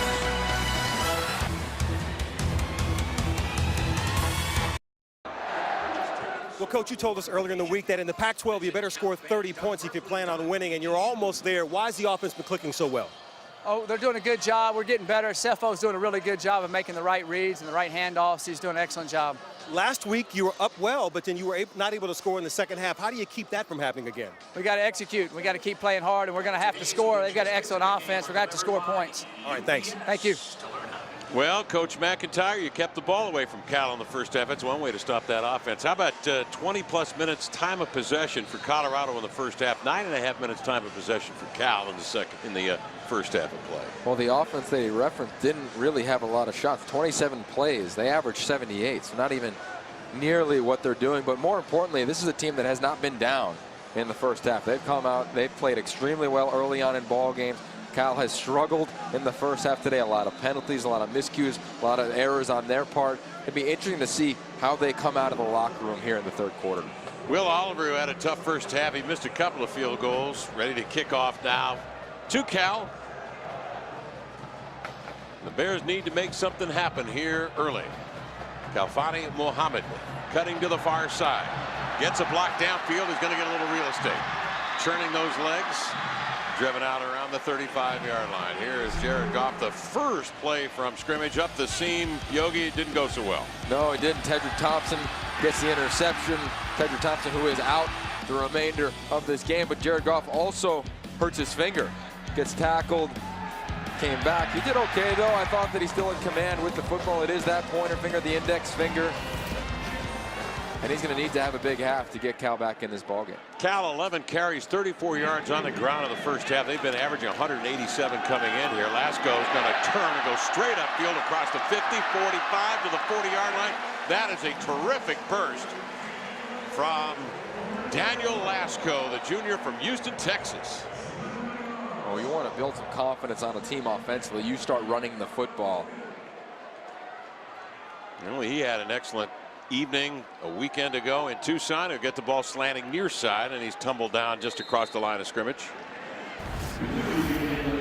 Here's a comparison of last week to this week. Kalfani Mohammed, a couple of touchdowns, nearly 100 yards. Lasco was durable, 20 carries, 123, an average of just over 6 and a TD. Yeah, and Ken Bear, the defensive coordinator for Colorado, he's done a really nice job of mixing up a variety of looks and the fronts, different pressures. Goff looks left and throws left, and a screen trying to develop there is Bryce Treggs, who's going to be the lead blocker, but he got brushed aside. Pass complete to pick up maybe a yard on the play. It's going to be interesting to watch this Colorado defense in the second half. We mentioned it briefly, but Tedrick Thompson, their strong safety, he is not going to return, a sternum injury. So now you're going to play number 12, John Walker, a lot at the true safety, not the nickel position. Brings up 3rd and 9 now. Goff deep drop, settles, fires a bullet to the near side, and the pass is caught inbounds. Tight roping the near sideline was Trevor Davis. Big long target, 6'2", out of Martinez, California. Well, I think out of all the wideouts, Trevor Davis has real explosion potential. Transfer from Hawaii, sat out last year. Double catches it, stays in with that right toe, actually gets both in. Goff now goes to the far side of the field. Pass complete. Cal may get on the board. They do! California scores. Kenny Lawler, the touchdown reception from Jared Goff. Like that. Cal's back in the ballgame. 26-yard completion. Well, Mike McIntyre hit it right on the head. We got to score points in the second half because this is a high-powered offense that can get it done.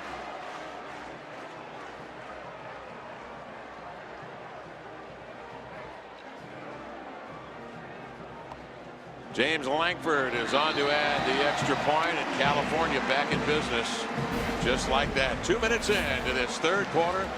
The California Golden Bears strike 28-21 Colorado.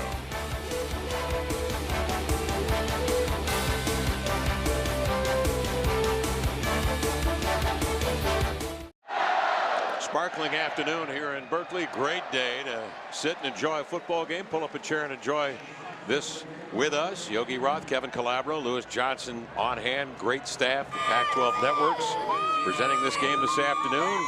California's home opener of the Pac-12 season. And they certainly have made this interesting, getting on the board in a little better than a minute 40, 5-play, 61-yard drive, a 26-yard completion to Kenny Lawler, his 4th touchdown reception of the year. Colorado will get the ball back.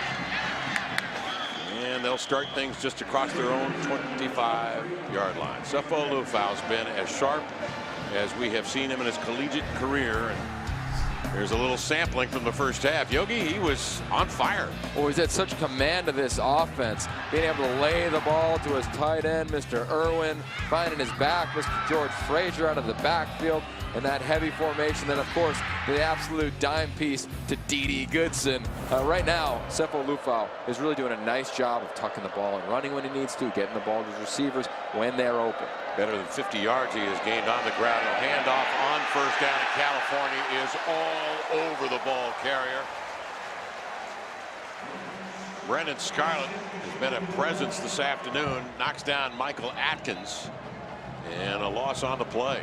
Jake Kearney, the strong side linebacker, he sets that edge and allows Scarlett and the rest of the defense to pursue inside out. A little different energy on the defensive side through first snap of the second half. Colorado's yet to turn the ball over. California needs to force some turnovers. Here's a pass to the near side. Tyler McCullough missed tackles. McCullough's able to get across the 35-yard line. He's going to be very close to a first down. Tackling a little bit of an issue. You got him wrapped up. McCullough's a big guy, but you've got to be able to wrap and bring him down, not give teams those second effort opportunities to move the sticks.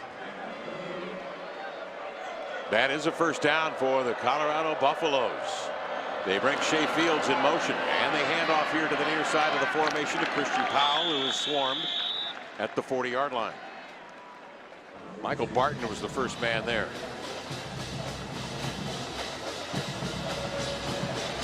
Colorado simply dominated time of possession in the first half. 20 minutes. Ran 55 snaps, and they really executed the game plan to almost perfection in terms of the play calling and how they wanted to move different players in different positions to get them the ball. On 2nd and 8, California is going to bring 6. There is a whistle, and a call here against Colorado, who's moving across the line. Offense number 76, 5-yard penalty, second down.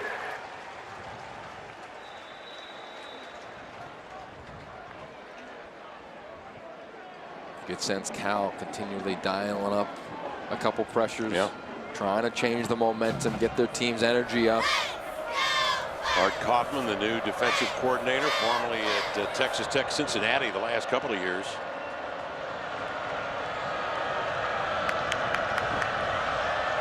They came in number 1 against the run in the Pac-12, averaging and allowing just 110 per.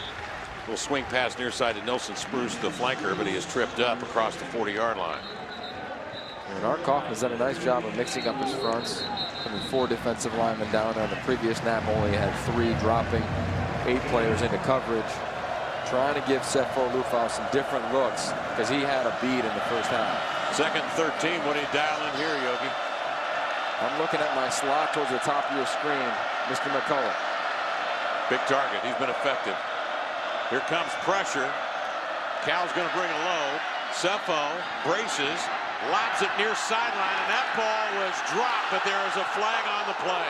Cal has been penalized all afternoon, and another penalty flag goes down as D.D. Goodson was in the vicinity of that one with Cedric Dozier on him.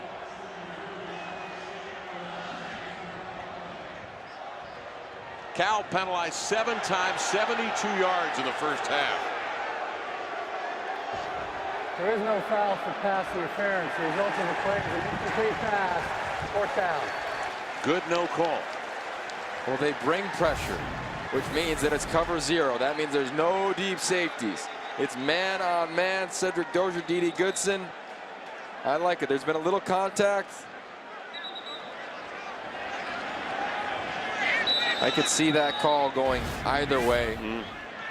Usually the benefit goes to the offense, as we've seen in trends in college football today and throughout this season, and especially when it's on the sideline. He's going to get a 15-yarder. Oh, he just talked himself into that one. Came out of the boundary, onto the field, persisted, did not walk away. Unfortunate conduct, and the head coach of Colorado, a 15-yard penalty, still 4th down. Well, Mike's got to get control of himself here because this is a critical moment of the game. Cal has scored quickly in the first 2 minutes of the 3rd quarter. Colorado on the road up 7. He said just a moment ago to Lewis Johnson, we've got to score in the second half. Now they've got a punt. And he went over the edge. Linesman gave him an opportunity there to back off. He didn't. Yeah, and that's a rule that officials are going to enforce a lot this year. Head coaches not being out on the field. And you can see his frustration. You don't see a lot of PIs get taken back that aren't in the end zone that are uncatchable balls. Now Darrell O'Neal is backed up, and now he puts it off the shoe to the near side. And that one floats out of bounds over the head of the coaching staff of Colorado near midfield. And the Golden Bears have a golden opportunity here to come right back and get into this game with 10:17 left in the third. They'll take it just past midfield. Don't go away. We'll continue in a moment.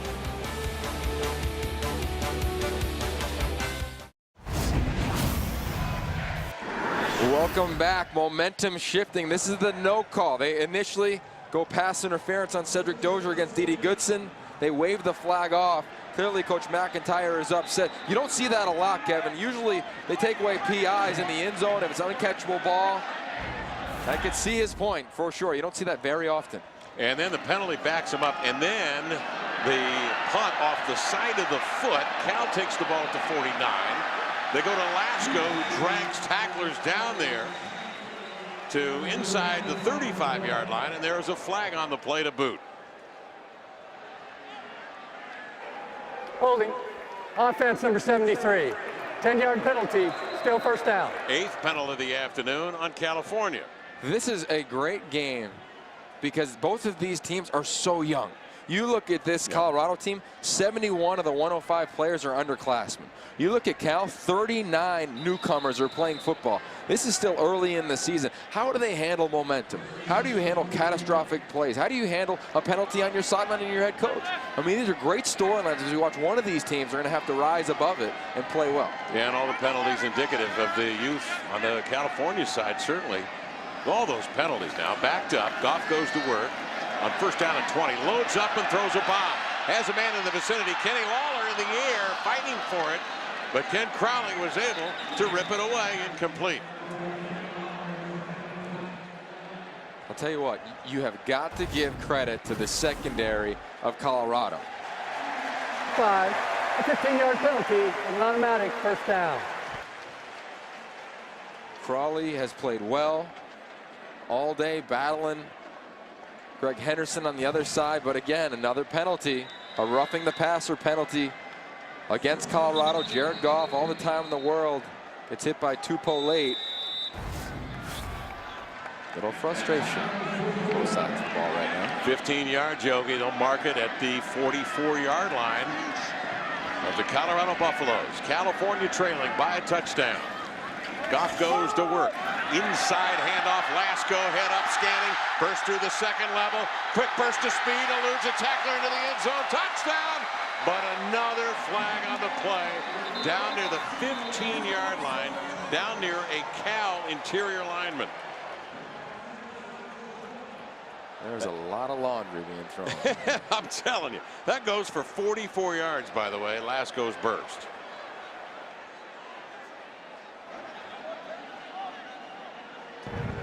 Illegal block in the back. Offense number 6. A 10-yard penalty, but it will be first and 10. It's going to be against Chris Harper. You love the play call. There's pressure off the edge. Lasco sees it. He runs underneath it. And then in comes Chris Harper. You're always taught as a receiver to never block back. Never block back. Only block in front of you. And that's a mistake Chris Harper should not make. He's a veteran. He's played a lot of football here. So it's first and 10 and the ball at the 28. Goff with a handoff. Khalfani Mohammed is knocked down behind the line of scrimmage, coming up to get him with Chidobe Uweze. You can just sense the intensity growing. Chidobe Uweze flies up and makes a tackle from the safety position. Both of these teams, they're laying it on the line snap after snap as the drama continues to shift from pendulum to pendulum. Now they've got 3 wide to the right with Trevor Davis in the slot. Kalfani Muhammad, the man in the backfield on 2nd and 12. Play clock down to 5 with 8:50 to go here in the third. Goff pump fakes. Airs it out to the far side. Man under it, Lawler. Ball tipped away. Ken Crowley again. Got a piece of that with the outstretched left arm. Outstanding coverage. When you're a corner in the Pac-12 conference, all you hear about is these offenses, these vaunted receivers, the great passing game of Cal and Jared Goff and these wideouts, and then you get to show up and play on Saturday. And Mr. Crowley has shown up time and time again against number 4. It's been a great matchup on the outside against Lawler all afternoon, and Crowley has won the majority of the battles. Crowley, the junior from Washington, D.C. He's had 6 PIs this year, previous to today's game, so he plays right there on the edge. Here's Goff back to throw, man over the middle. Posting up, making the reception is Steven Anderson, and he is dragged down near the 20-yard line. That may be a yard shy of the first down, depends on where they mark it. Really like Tony Franken here, working in between the hashes. Finds one of his centers, and watch him at the end just get bent back.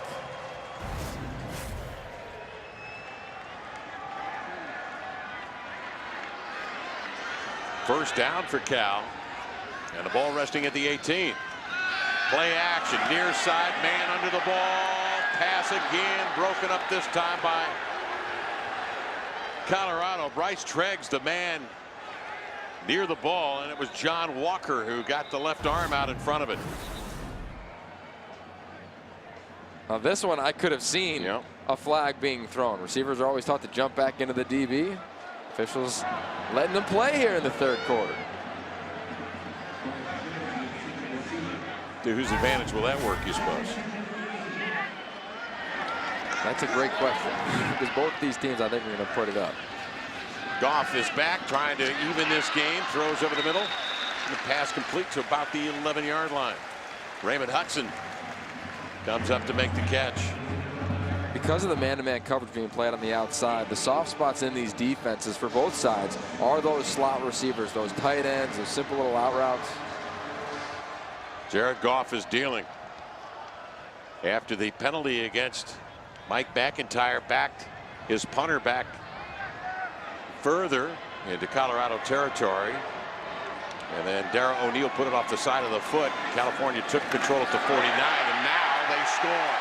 Into the end zone, Kalfani Muhammad, just like that. Cal is an extra point shy of tying this ball game with 7:39 remaining in the third quarter.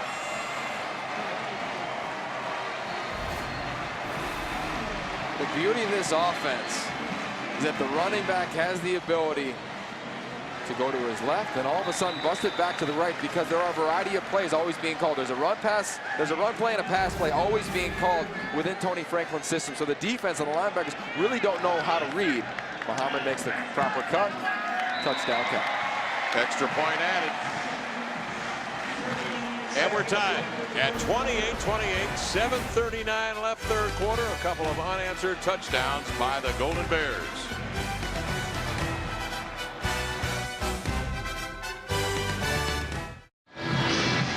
Good game, score tied at 28 all. Cal down 14 at half, comes out with 2 unanswered touchdowns here in the quarter. Well, we talked about it at half. How were they going to respond? Cal had not been down in the first half. Previous to this game, I think they've come out and they played really well.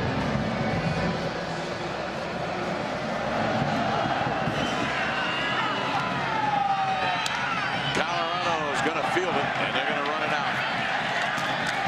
And Philip Lindsay gets twisted around, dropped shy of the 25. Guy Haberman now with an update in San Francisco. Guy, thanks so much. Interesting game. We'll keep an eye on that one for you. Meantime, here's Colorado trying to generate something in the third quarter of play. Sefo Liufau's been outstanding. 2 touchdown passes this afternoon. Is yet to be picked. Throws near side ball, sails over the head of the intended receiver. They'll bring up second down. This is when accuracy becomes lethal at the quarterback position. Emotions are high. This game's gone back and forth.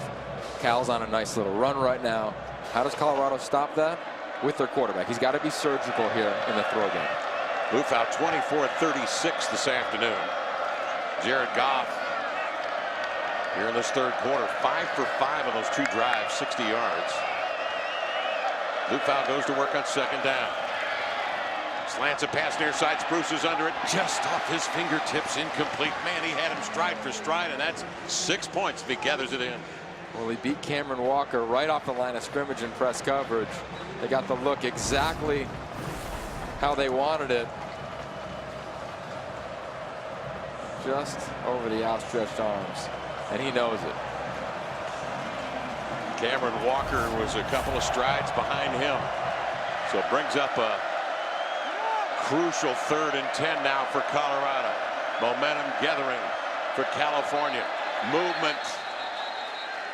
And it looks like Colorado. Ball start. Offense number 76. 5-yard penalty. Still 3rd down. 8th penalty of the afternoon on Colorado. Flag thrown on Jeremy Irwin that time.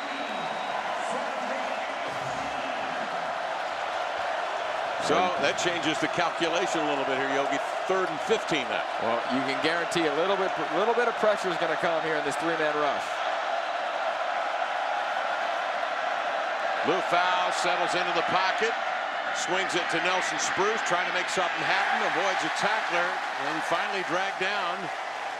Looked like he was going to break the embrace of Michael Barton, but Barton slithered down and grabbed him by the ankle and strung him out. So Colorado's got a punt with 7 minutes to go here in the third quarter. And that last punt off the foot of Dara O'Neal, well, it went out of bounds at the 49-yard line and led directly to a great field position for Cal. They were able to score. Chris Harper's the man back now for Cal. Locks up. Neal wobbles this one down to about the 50-yard line. Step aside with Cal in possession in a tie ball game at midfield.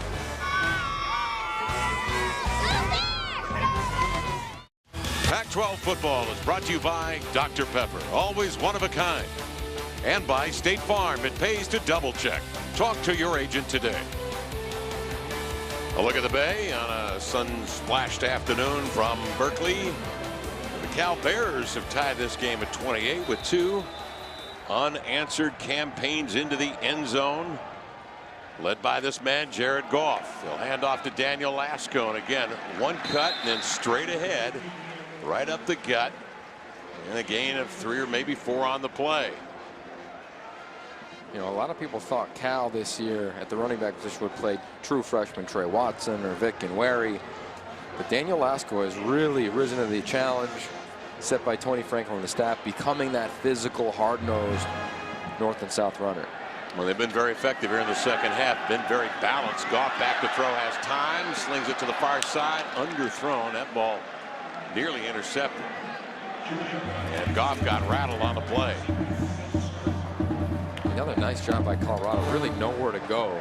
Man-to-man coverage, this secondary under Kent Baer. They want to be aggressive. They preached that since Mike McIntyre took that job over, and they're doing that. They're not playing cloud coverage and trying to protect guys. They're saying, look, you're going to have to beat us. We're going to try to disrupt your timing at the line of scrimmage, and we're going to bring an extra defender to get in Jared Goff's his area when he drops back. Well, 3rd and 6, and they empty out the backfield this time. Mohammed's in the slot to the right. They have 4 receivers to the right of Goff. He turns and looks. Quick look over the middle to the left side. Pass complete. This is going to be for a big one. It is Mohammed coming from the right to the left side, making himself available and dragged down at the 6-yard line. Well, we talked about playing beyond the X's and O's. And if you got guys who understand the game, they understand where pressure's coming. They also understand where the weaknesses are on defense. Jared Goff sees the pressure, knows he's going to have to take the hit, get hit in the face. He does. Finds his outlet, Mohammed, on the crossing route. Huge game. Mohammed, one cut and a slant to the left, stacked up at the 5-yard line. Elfani Mohammed, 5'7", knocked down inside by Josh Tupou. So here's Cal with a chance to score and take the lead. 5:19 left in the third. Mike McIntyre told our Lewis Johnson at half, we have to score points. We know Cal is an excellent offense. Now, they didn't look like it in the first half, but they're showing glimpses now of what we saw and witnessed in Tucson in the first half last weekend. Jared Goff now 2nd and goal. Fakes the handoff, slants the pass into the end zone. Touchdown, California. Kenny Lawler makes the grab.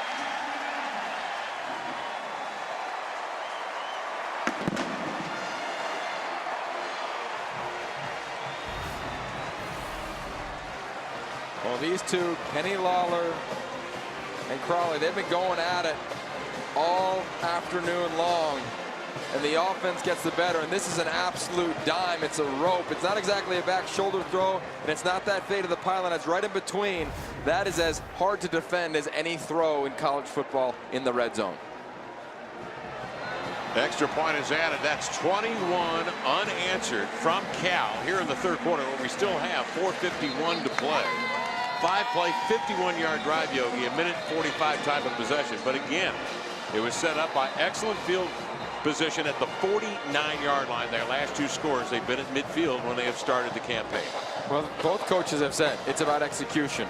And Lewis talked to Coach Dykes at halftime, and clearly it wasn't anything like they were hoping with a variety of penalties in that first half. They came out of the second half, got a break on that early PI.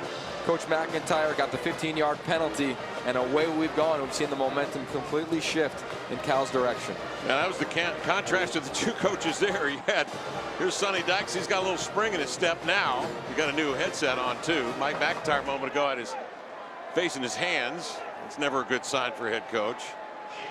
Of course, he's already taken a 15-yard penalty earlier here in the quarter, and the emotions were aroused. And so Colorado trailing by 7 on the road with 4:51 remaining has got to go to work. James Langford will put a leather into this one. Lindsey 15-20. 25 still on his feet, trying to cut it back and across the 32-yard line. The thing we know about Colorado, Coach McIntyre, is he's continually building this program. His team is not going to lay down. Even though the momentum is clearly in Cal's favor right now, they're going to come out, try to continue to just execute their offense. That's what they've always been about, is simple execution. Working the slots in between the hashes. I think if they get back to that, moving the ball down the field, they'll have their opportunities. Nelson Spruce.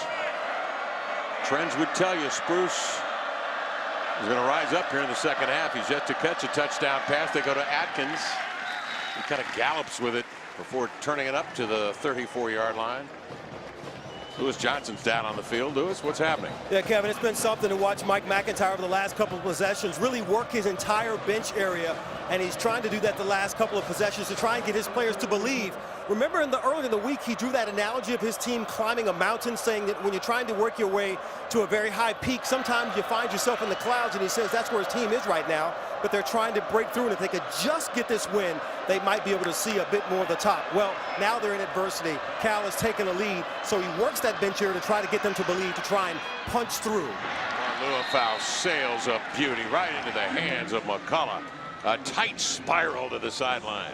Lewis, you're exactly right. And again, working those slot receivers, finding those little pockets, playing to the strengths of your team. What has worked in the first half? Sefo Liufau and his decision making. Sefo Liufau working the slot. I think you got to stay in there, finding your tight ends, finding those little intermediate routes and those simple completions to just give yourself a little confidence.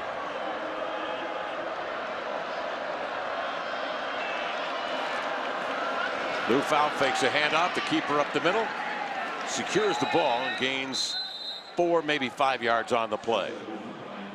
Brings up second down.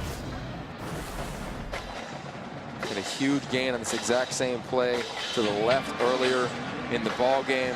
They come right back to it, putting them in a second and really manageable on 2nd and 4. He was over 50 yards rushing in the first half, a career high. Here he is now at 2nd and 4. 2-by-2 formation, drops the pass. Spruce comes back to get it, but he's hauled down before he could get the first down. Well, they're going to spot it at the 40, and that is indeed a first down for Colorado. Nelson Spruce does such an incredible job of knowing where the sticks are. He does. Of understanding where he needs to put his feet, his body. He really understands this game, and it's such a beneficial element to this really young Colorado offense. Spruce 6 consecutive games with a touchdown. He has 7 on the year to lead the nation. Tip pass got through to Spruce to the 40. And they pick up maybe a half yard, but Colorado was just happy to get the ball back. On a tip ball, anything can happen. Looked like Jaleel had a hand on it. He tipped it into the air. I think this is a critical possession right here. And for Cal, I think you want to keep bringing heat, especially as they cross midfield.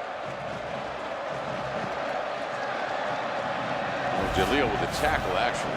Didn't see who tipped that ball. Brings up 2nd down now.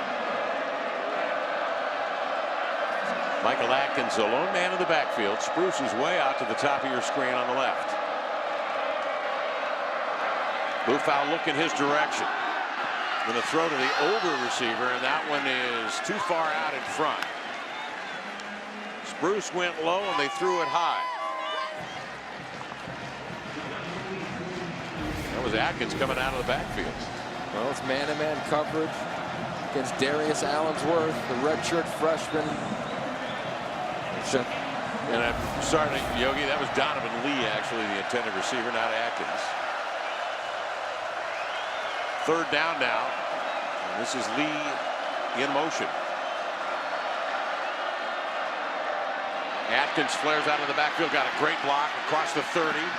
Still on his feet across the 20-yard line. Did he touch a knee down there at the 20? No, they say he was upended at the 18, but a terrific block thrown to free Atkins. Incredible execution. Look at the right side of that offensive line. Look at Nemba just getting a body on a body, just getting in the way. I mean, so much of that is the screen game, just getting your body out there. Daniel Munyer, the senior captain at right guard. Buffs keep it on the ground. And they pound the near sideline again with Atkins. This Colorado team, they continue to just be in the right spots. They've always done that with Mike Mack. Their personnel isn't always matching up against everyone, but they're continually growing. But when you watch them, for the most part, they've been pretty consistent from an execution standpoint.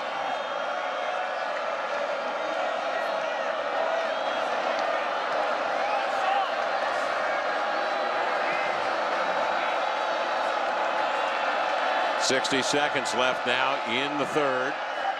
Sefo Liufau back to throw, scanning, locks in on Spruce, slants across into the end zone. Touchdown! Nelson Spruce, 8 touchdowns on the year, 7 consecutive games of catching a touchdown. And boy, do the Buffaloes need that one with a chance now to tie the game. 52 seconds left in the 3rd. What a drive. It's a simple slant route from the outside by Spruce. The slot receiver runs the corner route to clear it out. It's man-to-man coverage. He gets a little bit of a natural rub and does the rest himself with just his beautiful body positioning.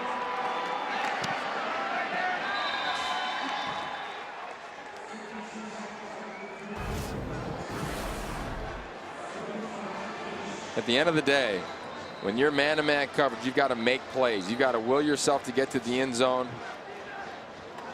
He does exactly that. Nelson Spruce, the captain, from captain to captain, 2 young players within this young program. Sefo Liufau finding Mr. Spruce. What a talented player he is. Liufau with his 3rd touchdown pass of the afternoon. And how about the drive? 9 plays, 68 yards, 351 time of possession, a 12-yard touchdown pass. Here's what he has done today: 11 catches. On the heels of 13 last weekend against Hawaii. With a touchdown now, as we mentioned, he has had touchdowns in 7 consecutive games and has 8 on the year. You know, we had a chance to talk to him earlier this week, and I said, "Tell us about your hands." He goes, "You know, it's not necessarily my hands; it's my ability to concentrate." And his focus when it's in conflict, when there's a DB all over his back, when he's got to reach out for that extra yard to move the sticks or to get in the end zone, he has the ability to do that.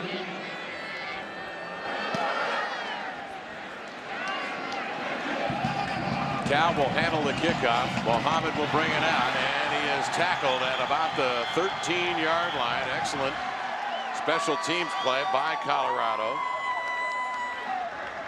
Ryan Mahler comes in to make the stop for the Buffaloes. Well, coming up on the Dr. Pepper post-game report, Mike Yam, Rick Neuheisel, Curtis Conway, Matt Leinart. Highlights and scores. Stanford tied with Washington at half, when last we looked at 16 all. course, they'll break this one down as Cal comes up with a couple of unanswered touchdowns to begin the third quarter. And then the Buffaloes come right back with a little bit of grit to tie it at 35. Well, you can just feel it. You can look at the sidelines. One gets up, one gets down, and vice versa. It's been a battle in the third. Goff has been terrific here in the third quarter. Deadly accurate. He's going to hand off on first down. Why not? The ground game has been good. Daniel Lasco, though, is knocked down in traffic just across the line of scrimmage. I think when it comes down to it, we got about a quarter left in this ball game. The team that's going to come up victorious is who's going to be able to run the football enough and just command enough of the time and the drive and try to break the will of the opponent. And not turn it over. And certainly penalties have been a factor for Cal in the first half. And oh boy, here's another flag throw. And this is going to go against the Cal offense. False start. Offense number 89. A 5-yard penalty. Second down. Buffaloes have yet to turn the ball over. Now, where they got themselves in trouble, obviously, was on those two possessions that Cal had at midfield at the 49-yard line.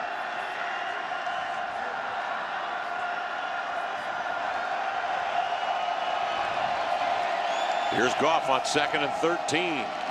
Play action. Leans back and fires. And this one a little bit too tall and off the fingertips of the intended receiver, Maurice Harris. That ends the third quarter here in Berkeley. We're tied at 35-35.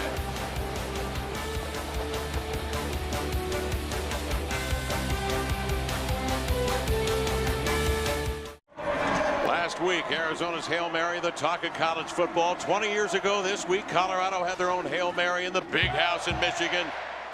It's our Quicken Loans amazing play. 3 wide outs at the top of the picture. Stewart with time. Lets it go. He's got 3 people down there. The ball's up in the air. Caught. Touchdown. Caught by Westbrook for a touchdown. Incredible. Stewart the throw. Westbrook the catch. Jackson the call. Keith Jackson, Washington State University. Score tied 35-all. Here we go to the fourth quarter play in California. With possession, 3rd and 13. Jared Goff fakes right, goes left, sets up the screen. That's going nowhere. Looked like Jimmy Gilbert huffing and puffing through there to make contact.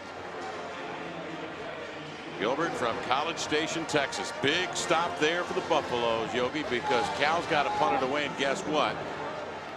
Nelson Spruce is back to receive it at midfield. Colorado has withstood the storm in that third quarter. Cal have an opportunity now to regain the lead themselves.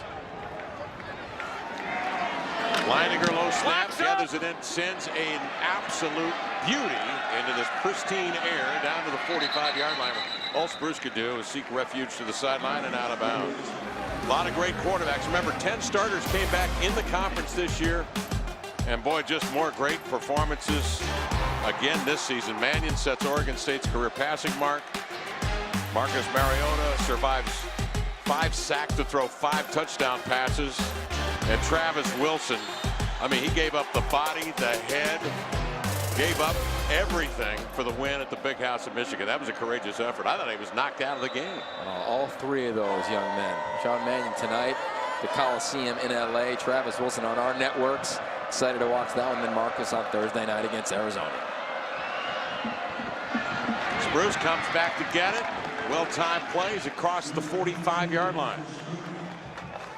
Had a chance to talk to Sefo earlier this week, and I said, hey, when it's a critical down and distance, do you look for number 22? And he goes, oh, yeah, no doubt. I know exactly where he is, and I don't blame him.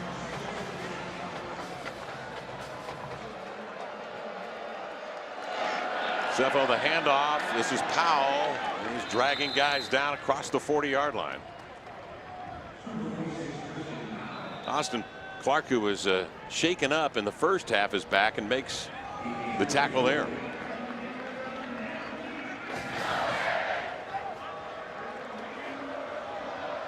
Liufau, the sophomore from Tacoma, Washington, last year took over as the starter as a true freshman. Back to throw, sets up, near sideline, tight spiral, caught, but out of bounds. Well, Bryce Bobo twice now has caught passes in the air, but has landed out of bounds. Sefo Liufau throwing to his left has struggled throughout his career, but also as a receiver, you've got to give yourself a little bit more room on the sideline. Cedric Dozier over there to make sure defensively for Cal. So it brings up 3rd and 7. Ball at the 40-yard line. Donovan Lee is in the slot to the right, and outside of him is Nelson Spruce. Trips to the left side. Liufau eyeballs Goodson, pass complete, and he is across for a first down. D.D. Goodson's come up with some critical catches this afternoon for the Buffaloes. Michael Barton the stop. Working in the slot, D.D. Goodson's hard to cover. He doesn't have the biggest range to catch a football because he's not the biggest of guys, but he knows how to make unique plays. He can slip inside linebackers and safeties. He's done it countless times tonight. Terrific catch in the first half. A fade pass in the corner gathered in by Goodson for TD. Powell looking to bounce outside, instead shifts it right to the right tackle and takes it up for a gain of a couple on the play. Brings up 2nd down. Todd Barr comes up to deliver the goods for California.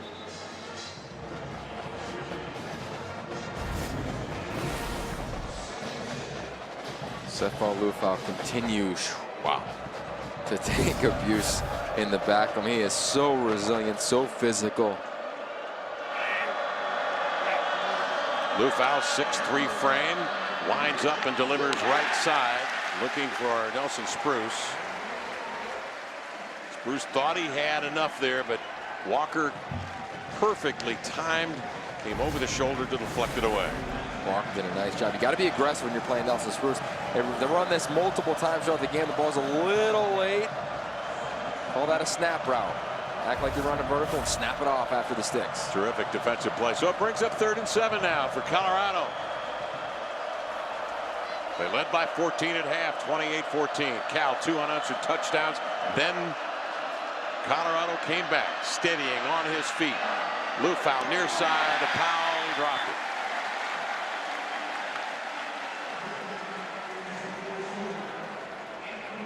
Hard to tell if he had 7 yards ahead of him for a first down, but you got to catch this, obviously. And it was good defense by Cal. You know, Sefo scanned the entire field. It came all the way back to his 4th option, which was Powell. Laid it out there, catchable ball, and now here we are with a critical field goal. And Will Oliver 0 for 2 here this afternoon, his longest of the year of 47.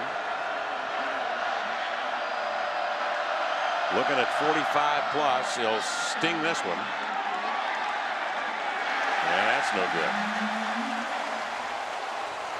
And a close game.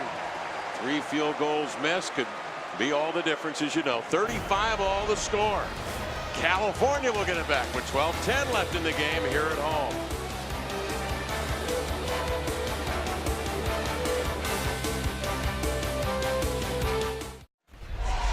Well, time now to take a look at the Red Vines' sweet moment. Well, it was pretty sweet indeed. Cal needed a play.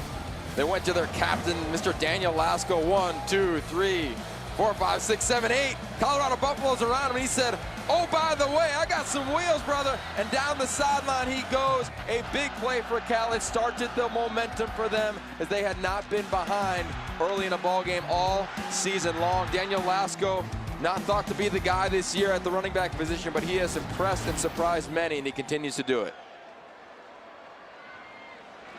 Jared Goff on first down fumbles the football. And it was on the deck, and then he got to it. 7 penalties, 70 yards in penalties first half, and a turnover opened the door. Colorado. Cal has played near flawless football here in the second half, have not turned it over. They've not been highly penalized. That time, I think we're lucky to get it back now. 2nd and 11. Look at the time of possession. Colorado 30 minutes. And Cal just over 17 and a half. Goff is back to throw on 2nd down. Twitches left and throws left. And that's a gain of a couple on the play. Looked like Trevor Davis with a catch. Unable to go anywhere with it. Brings up 3rd down. So Tony Franklin's got to dial something here now on 3rd and 8.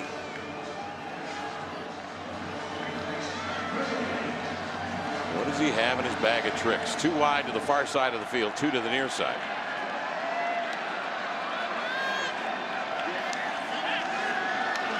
Goff is back to throw, aims it near side. Terrific diving catch.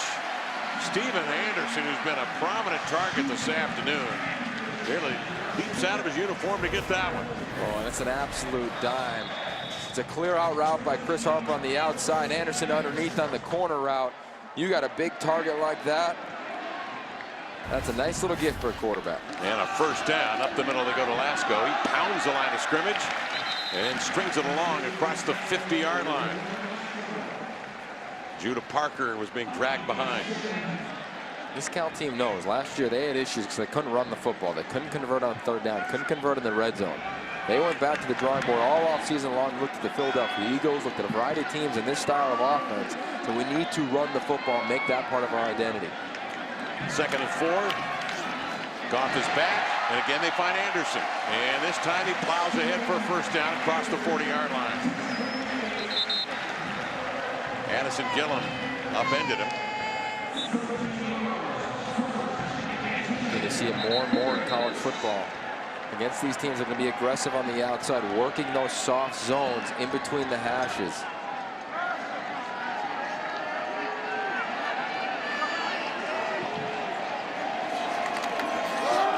Lasco, left side, gets a block on the edge. And he pushes his way forward to the 30-yard line.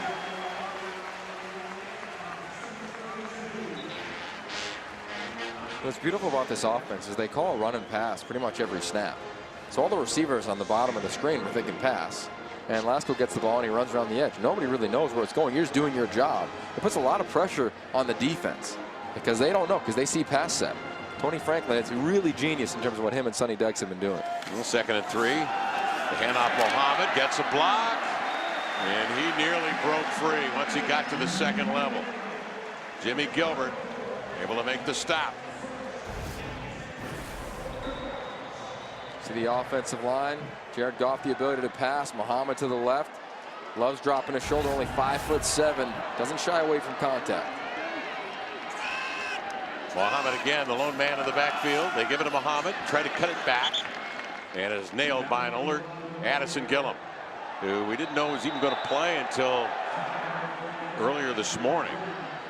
Had concussion symptoms, and they did the protocol through the week, and happy to report that the linebacker's back for Colorado this afternoon.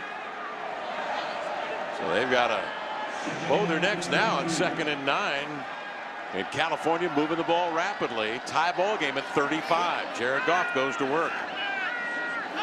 He has been sharp here in the 2nd half. A lot of adversity thrown his way in the 1st half. And the kid has continued to work. Things clicking now for him. And a timeout called by Cal. They want to think about things. Yeah, down here you really need to. You know, you're clearly in field goal range. Tony Franklin in conversation with his student, Jared Goff. We'll step aside. Back in a moment. Tie game. Look here in the Bay Area. It's at the Bay Bridge, the old one, being photographed from the new one.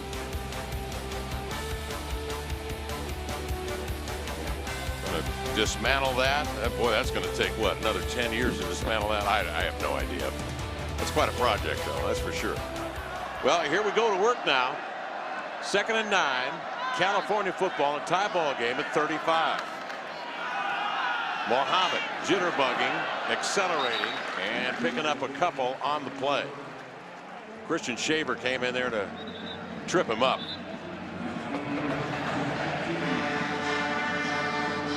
So after California's timeout, they put it on the ground, and now 3rd and 5. All resting at the 18-yard line of the Colorado Buffaloes. Goff gathers in the snap, knee high, hard rush, knocked down on 3rd down. Colorado brings some force. Well, they bring G5. That's his nickname. That's George Frazier, number 18, playing both sides of the ball. They bring a lot of guys from the inside. Really impressive job by this defense. Josh Tupou leading the way, the defensive tackle, and that's their style. That's Kent Bear, their defensive corner. They are going to bring the house when they are up against, and they did on that last snap. Langford looking at a 42-yard kick down. He's 4 of 6 on the year. His longest has been 47. The snap, the hold, the kick is up, and the kick looks like it is wide. No good.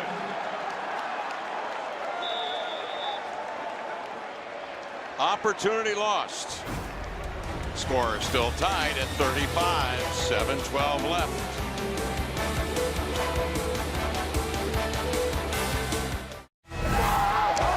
More Pac-12 football coming your way today on the Pac-12 networks at 5. Connor Holiday and the Washington State Cougars take on Travis Wilson and the Utah Utes. Then cap off your night with a Dr. Pepper postgame report.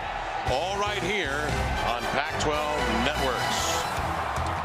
Along with Yogi Roth, Lewis Johnson, Kevin Calabro on hand here in Berkeley, where we're tied at 35 all after the missed field goal by Cal. We'll go to work on first down to Tyler McCullough making the catch.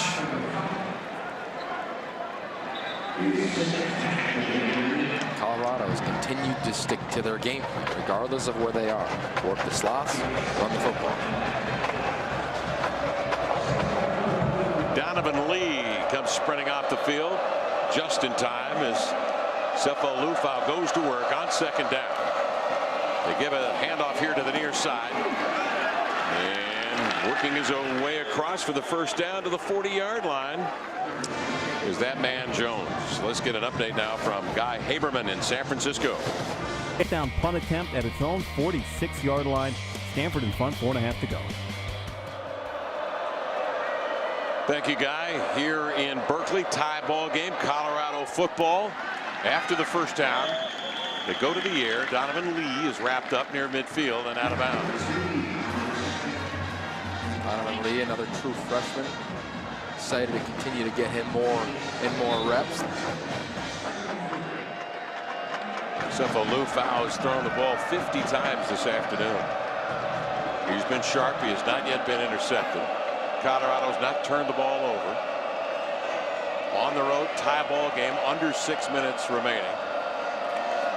Back to throw. Liufau steps up and delivers. Nice safe underneath for the first down. Donovan Lee working a little sideline route. Michael Lowe pushed him out of bounds. Well, again, it's basically man coverage across the board. Cal's trying to bring a little bit of pressure, get the ball out of Sefo Liufau's hand, and he's finding where to go with the ball. Again, working those slot receivers on simple intermediate routes.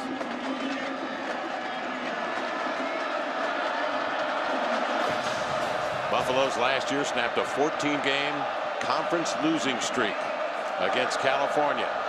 Sefo Liufau back to throw. Flush out of the pocket. He's going to throw. He won't throw. He'll keep it and run across the 45-yard line. And wisely gets out of bounds. Talking about these streaks, California has a 15-game losing streak in conference, and they are attempting to snap here this afternoon. Both of these teams are really trying to break a mentality. You know, neither one of these programs have had a lot of recent success, and they're trying to turn that corner.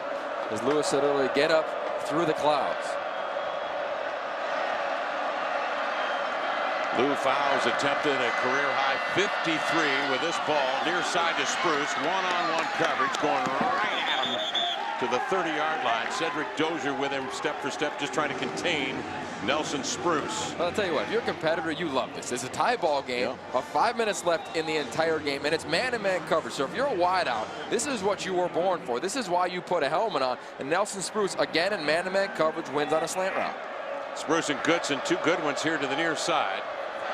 Lone man in the backfield is Tony Jones, offset to the right hip of Sefo Liufau, the sophomore quarterback, going back to work. Sets, spots his target. Goodson is open to the near side. He's out of bounds. They'll mark it at the 25-yard line.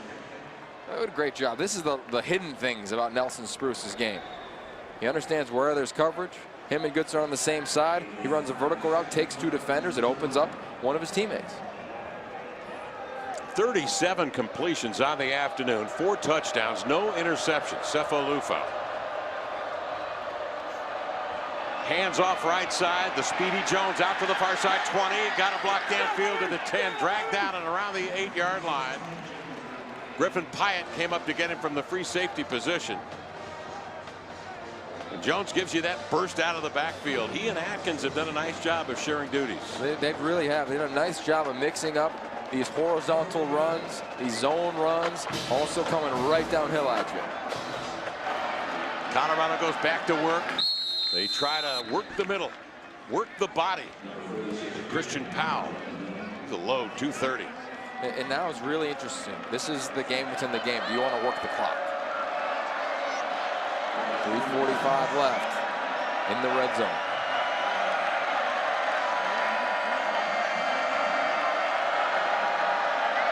Second down, goal to go. Colorado Buffaloes led by 14 at half. Powell sets to the right of Sefo Liufau. Back to throw, strings it into the hands of Spruce, into the end zone. Touchdown, Colorado. Nelson Spruce, 9 touchdowns on the year, the second of the game. Once again, man-to-man coverage. And when you're in man-to-man coverage and you're running a slant route, it is no longer an angle. It's almost a square in. You've got to almost box out like basketball the corner. Nelson Spruce does exactly that, going up against Dozier, and then wills himself into the end zone again. Extra point added, and now Colorado takes the lead of 7, but Cal will get it back with 3:23 here at home. Sefo Liufau, what an afternoon. 38 of 55, 353 yards, 5 touchdown passes. 2 of them to Nelson Spruce. Now, still a lot of time left, clearly, for Cal's offense, but we'd be remiss if we didn't talk about Colorado. Great lead. Then they come and really get hit in the stomach early in that third quarter.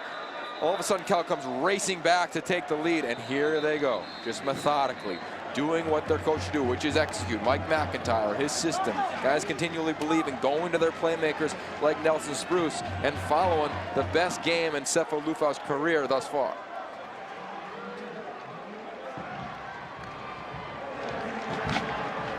Spruce, 14 catches, a school record as you saw, with 128 yards, a couple of touchdowns. That's 9 for the year for Nelson Spruce, and he has extended his streak now to 7 consecutive games in which he has caught a touchdown pass. That is remarkable. How about his last 2 games? He chipped just remarkable. 13 grabs, got 14 today. I mean, it's awesome. But Cal's going to have a chance here now to be heard from. Mohammed. So the Bears go to work down at the 25-yard line. Trailing the Buffaloes by 7. 3:16 left in the ball game. Now here's what we know. When it gets late in games, coordinators, they always go to what their personality is. When you look at Kent Baer, the defensive coordinator from Colorado, he's going to be aggressive. You know Tony Franklin, he is going to be aggressive. This is exactly what you want in the last 3:16 of a ball game. It is as close as this. Kenny Lawler lines up wide to the near side. Goff hit as he throws, incomplete.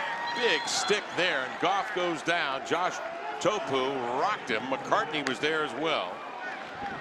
The tough part about that is Colorado did not bring anybody extra. They just brought their defensive front.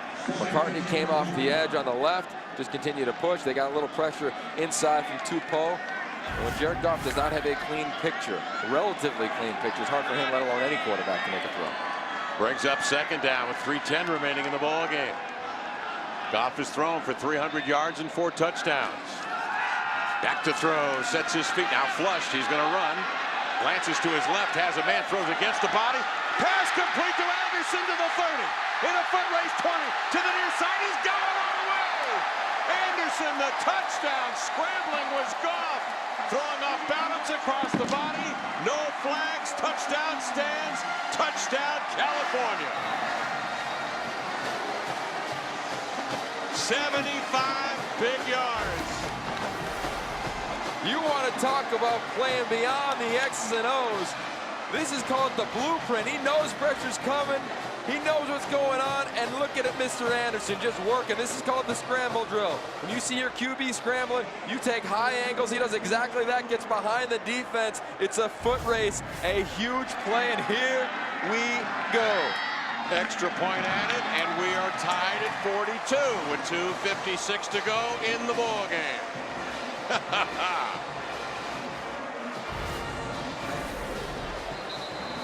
to be able to make this off-platform throw. Watch his upper body and lower body. They completely disassociate. He throws up that back leg. That is beautiful arm talent to make a throw on a rope, on a dime. Put a hashtag in front of it, 12 best, because that was awesome from Jared Goff to his tight end. Steven Anderson with 7 catches, 136 yards, and a touchdown.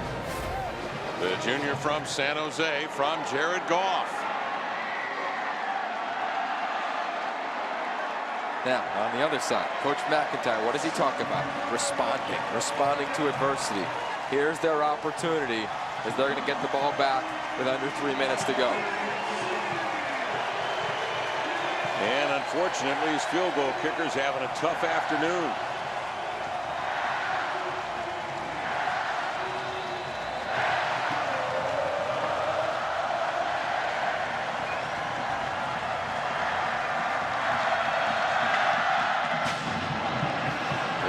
Scoots this one down and out of bounds, shy of the 15-yard line.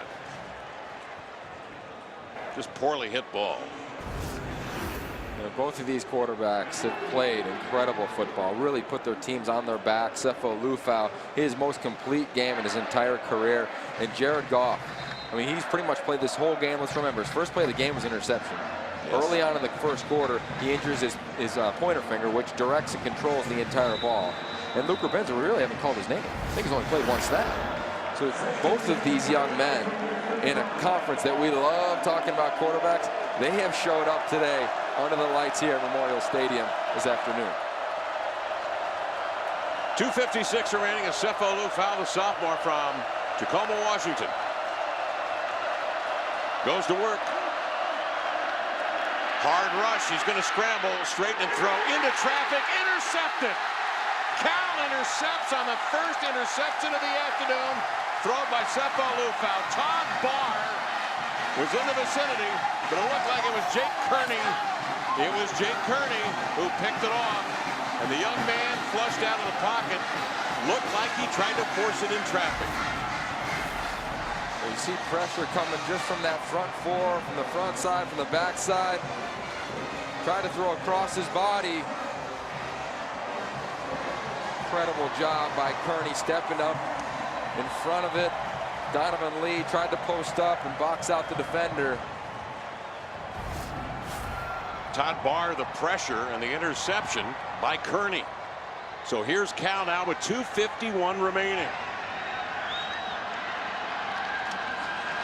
The handoff to Lasco, and he is hit hard right at the line of scrimmage and maybe dragged back for a loss of 1 on the play. Now look, Cal, they get a first down. It'll be the ball game. But in the meantime, Colorado, they've played stiff defense a lot of times throughout this game. They've got to keep everything in front. I continue to play press coverage, bring pressure, try to disrupt any of the timing right now with Jared Goff in this offense.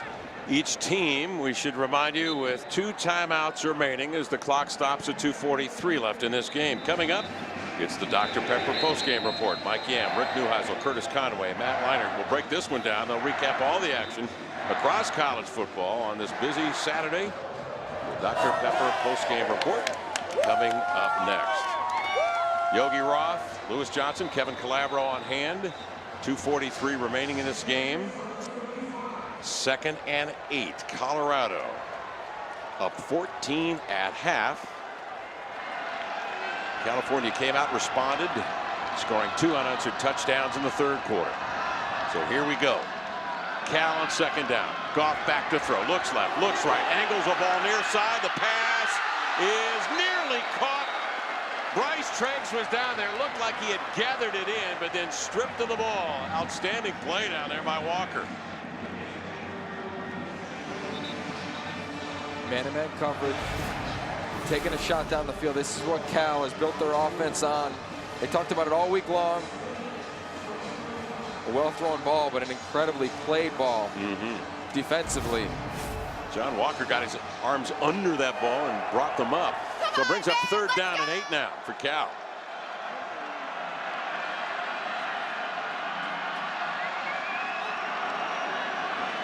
Goff winds up. Hard ball near side. That was underthrown.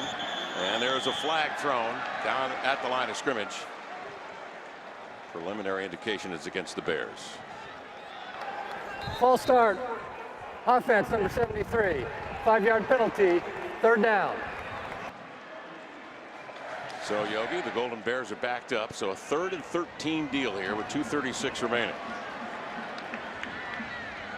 Well, if you're Cal, what you're hoping to do is you get a first down, use up a lot of the clock, take a shot or two at the end zone, then try to kick the field goal. But the way Colorado's played on defense, they continue to put the pressure on Cal in these 3rd down situations. Here is Goff. Looking for a man down the field. He's going to throw it up, and it's a touchdown, California! Perfectly thrown ball. Chris Harper got under it.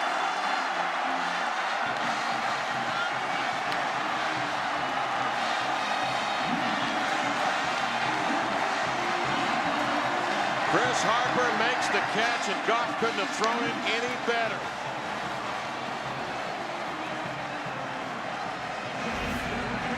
We talk about the personalities of the coordinators, and Tony Franklin's one to go for it, as is Sonny Dykes. Jared Goff follows suit. It's man-to-man coverage against Greg Henderson. Harper gets the best one. A beautifully thrown football. Cal 49, Colorado 42. Ah, yes, but the game is not over with 2:29 left. Well, I'll tell you what, I know they only have 12 plays they could put on the 12 best, but we might have 12 from this game you could put on that show. That was an absolute dime. Jared Goff celebrating with his offensive lineman. We got a great one. So California's defense gets them the ball back. The pressure by Barr, the interception by Kearney, and then Cal turns it right around with a beautifully thrown ball. Jared Goff to Chris Harper.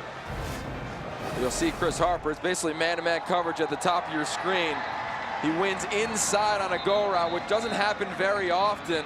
That means as a quarterback, you try to drop it exactly over the top of the DB and your wide receiver. That is putting it in the bucket if you had to define it. And Jared Goff, he's worked on that throw. He's always had deep ball capabilities, but when you look at this game and how it's gone back and forth to make that play, to make that throw on a 3rd down. After the penalty. After the penalty. After the penalty. So Liufau's going to get a chance now to get his hands on the leather again. 3-play, 37-yard drive. And Cal off the turnover, the only one of the afternoon to Colorado, has given him the lead 49-42. Colorado will take the touchback.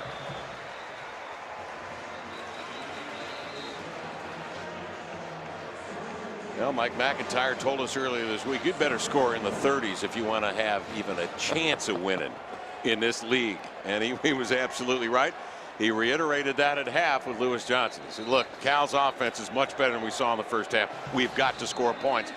And it was as if he had predicted what was going to happen, because Cal then reels off 2 great drives with terrific field position in midfield to come right back and tie the game. Cal has shown incredible resiliency.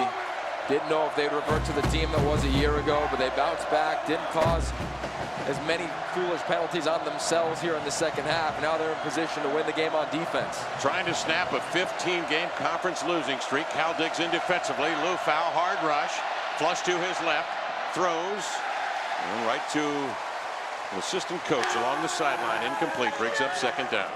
The biggest thing you want to do if you're Cal's defense is do not give Sefo Liufau a clear picture. You let him sit back there, he will have the ability to pick you apart.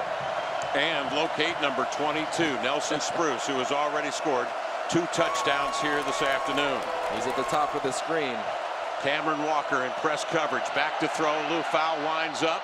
Finds Spruce for the 1st down across the 35-yard line. Cameron Walker was there to make the stop. It's amazing. Cal is not clouding him. They're not giving him any extra attention. It's man-to-man coverage on the outside. Again, Kevin, they run the snap route. When you sell a go route and snap it off at the sticks to get a 1st down.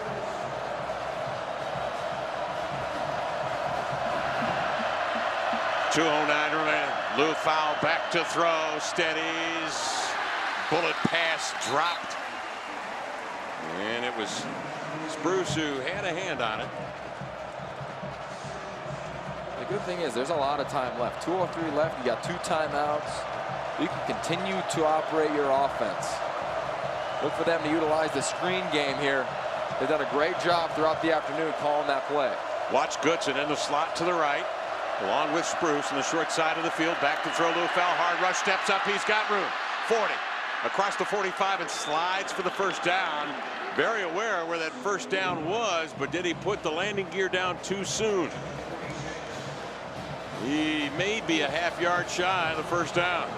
And that's some critical seconds. Wicked spot there. Remember, if you get the first down in college football, the clock stops as the sticks move. Comes up a foot short. 3rd and 1. The handoff and the first down and more. Jones bounces right side toward the sideline, tripped up, and inside the 45-yard line. Tony Jones, Cameron Walker with the stop. 1:27 left and the clock is stopped.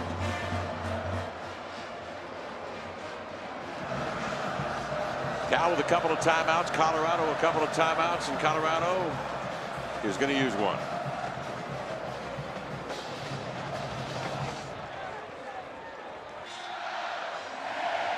Sefo Liufau, the sophomore, has been sparkling.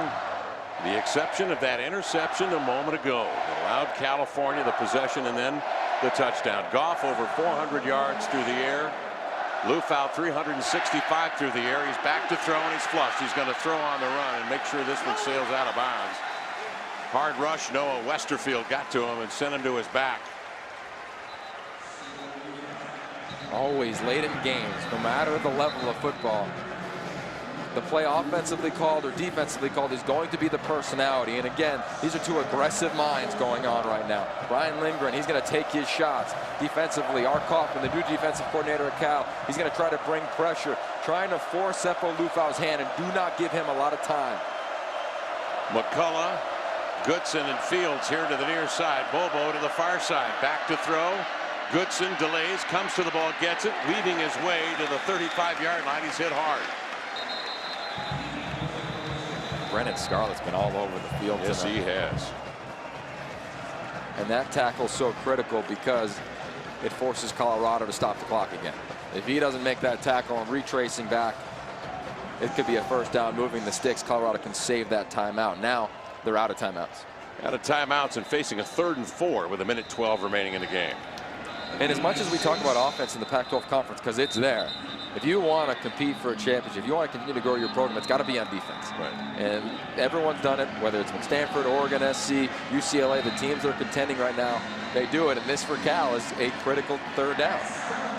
Critical situations, critical stops. Critical you know execution. these guys are going to score because I mean these are high-powered offenses, but you've got to come up with a big play, as Cal did a moment ago on the Kearney interception. 3rd and 4. Sefo Liufau checks with the sideline. Tony Jones, a lone man in the backfield. 2 wides, left and right.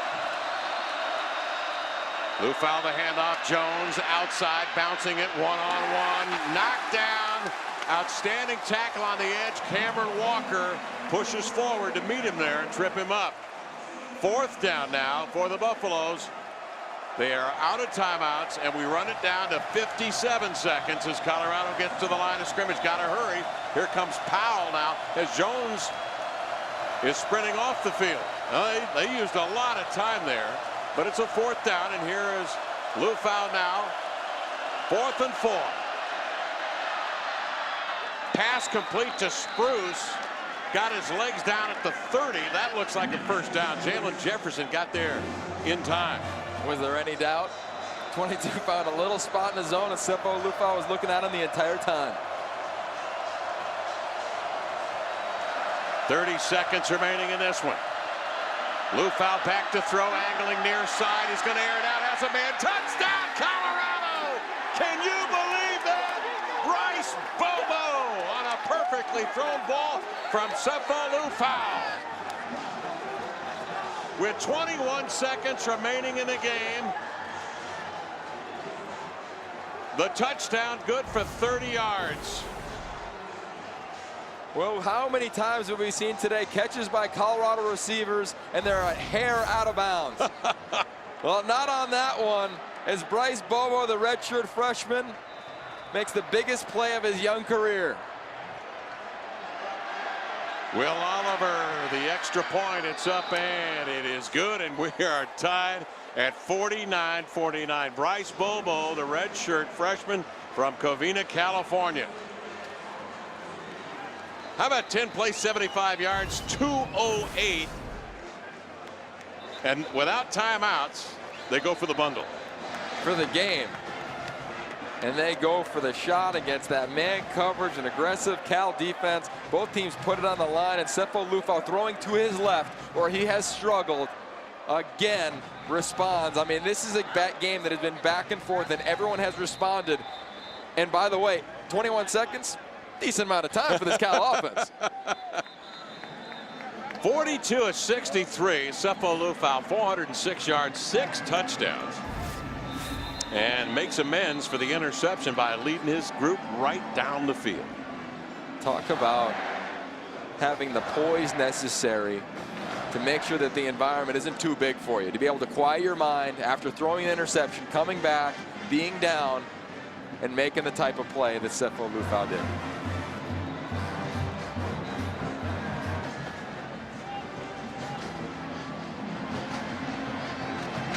Will Oliver, the kicker. Elfani Mohammed to receive for Sonny Dykes and the California Bears.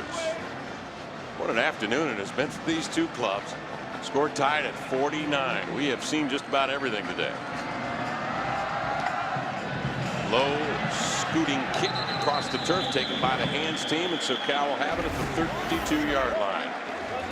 Here are the overtime rules for college football.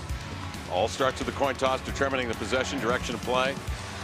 With the possession to begin on the opponent's 25-yard line, each team gets one possession to score under normal rules, and if the score is tied, the team gets another possession, process repeating until there is a winner.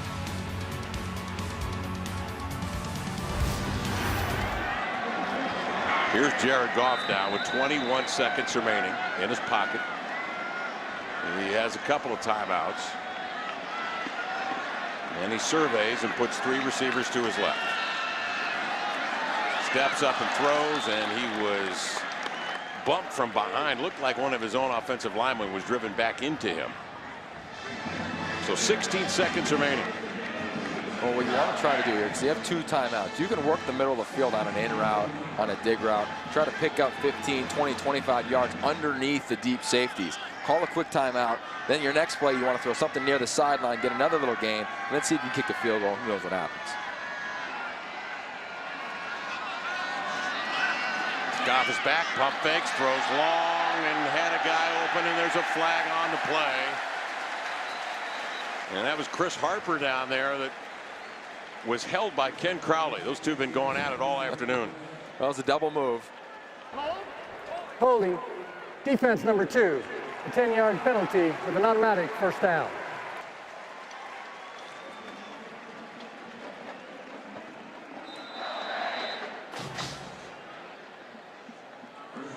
You'll see Sonny Dykes. He'll be step for step with the officials, being ready to call a timeout immediately after a reception. Cal last weekend was beaten, of course, by the Hill Mary. Austin Hill with a touchdown pass of 47 yards from Manu Solomon. 4 seconds left.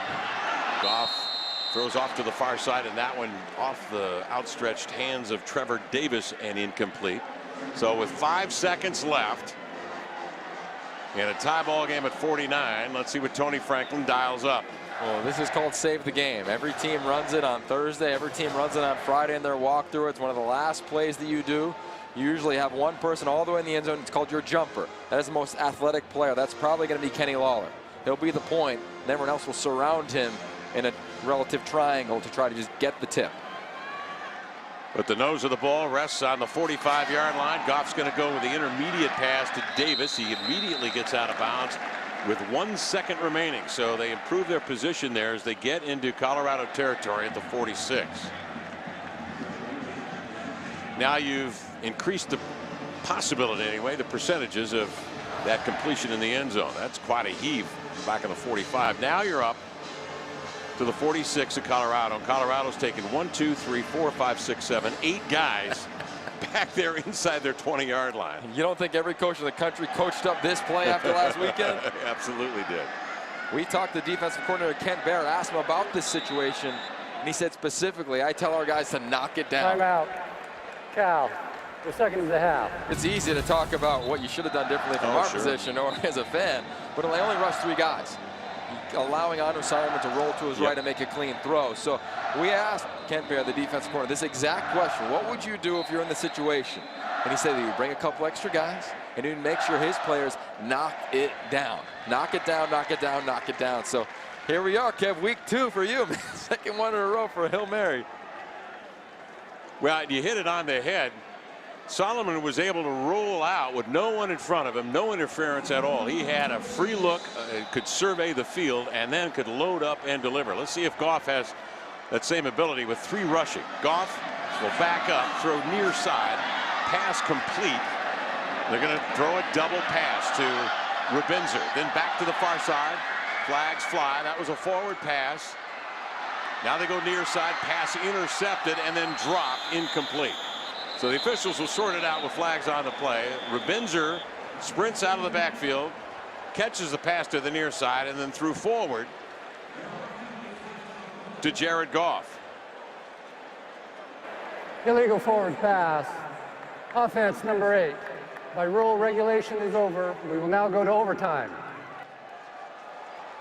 Yeah, you got to be careful on that play too, because all of a sudden that's a free ball. Ball's in the air. It's up for grabs. Greg Henderson almost had a chance to take that one the other way, but regardless, here we go. Fitting for this game, Kevin. Fitting that this game would go to OT with these teams, because now you're in the red zone and you have to execute. It's not just about big play potential.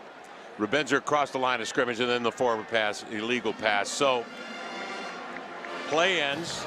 We head to the overtime. Score tied at 49-49. Now with the overtime rules and setting up at the 25-yard line and all the mechanics of this, after what you've seen, the way these two teams have executed, who do you like here? This obviously starts with a coin toss. It's pure luck at this point. Well, I think both teams are going to try to run the ball, and it's quick play strikes.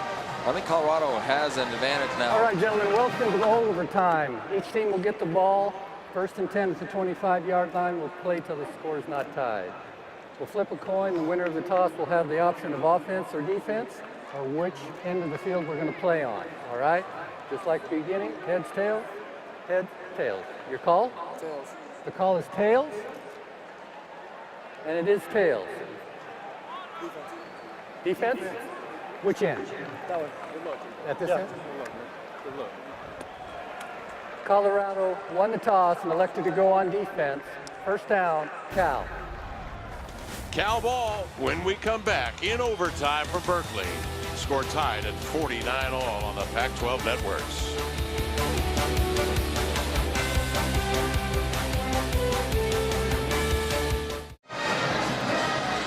Welcome in to Berkeley, California. The score is tied as we go into overtime at 49 all. Colorado Buffaloes, California Golden Bears.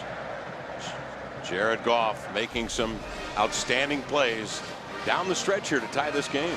And for the graduate school players of the game, we got to go with Sefo Liufau. His ability to start fast and then continue on throughout the game, making throws to his left where he struggled, always putting his team in the right position was incredible. And then, of course, Jared Goff throws a pick on his very first play of the game, injures his finger on his throwing hand, comes back. His team is down. He's resilient, has a great third quarter. Last few drives, absolute dime on the touchdown to Harper to take the lead. I mean, both of these young men, they deserve to be on this truck, go across the country all season long. Let's get those mugs up there, fellas. Incredible job. And now, who's going to execute at the end when it really matters in these critical downs and distances? I don't know, man, because both of these guys have both played extremely well. Crazy numbers. 6 touchdowns thrown apiece from these two with 1 interception. Goff threw his on the first snap of the afternoon. They've both played beyond the X's and O's in so many different ways, whether it's fourth in the game with Sefo Liufau throwing the touchdown, Jared Goff taking shots in the pocket, throwing across his body to Anderson for a touchdown. And they've both done unique things in this ballgame. Cal with a chance to score here first. They'll take it at the 25 and they go to the ground. And Lasco's dragged down near the line of scrimmage by Judah Parker. Now the interesting part, remember, these are two extremely young teams. For Cal, 39 new faces are playing. For Colorado, over 70% of this roster is a freshman or a sophomore. So now you get into your first overtime situation of 2014. You can't try to do too much. You got to continue to play within the system. Washington State, Utah will join our broadcast at the end of this one. In the meantime, you can join them on pac-12.com. Washington State and Utah. Goff back to throw. Hit as his arm went forward. The pass flutters incomplete. Judah Parker got in there to get into the face of Goff. Judah Parker and Josh Tupou have really done a nice job today in terms of getting interior pressure, collapsing the pocket on Jared Goff. Brings up 3rd down and 10 now.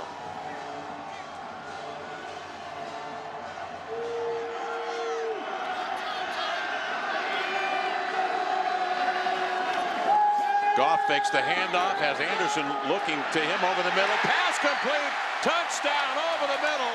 Anderson underneath and Bryce Treggs over the top, slanting into the end zone. Touchdown, California. On 3rd down, Goff with his 7th touchdown pass of the afternoon.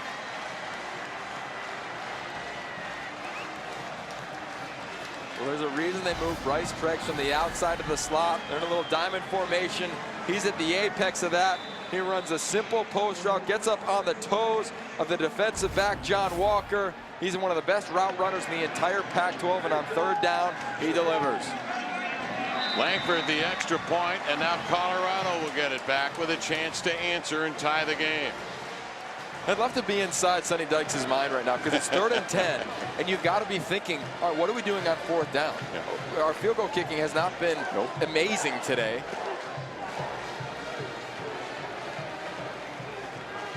Well, I think you just put it in the hands of Jared Goff. Let him go to work. Well, we go back to 2011.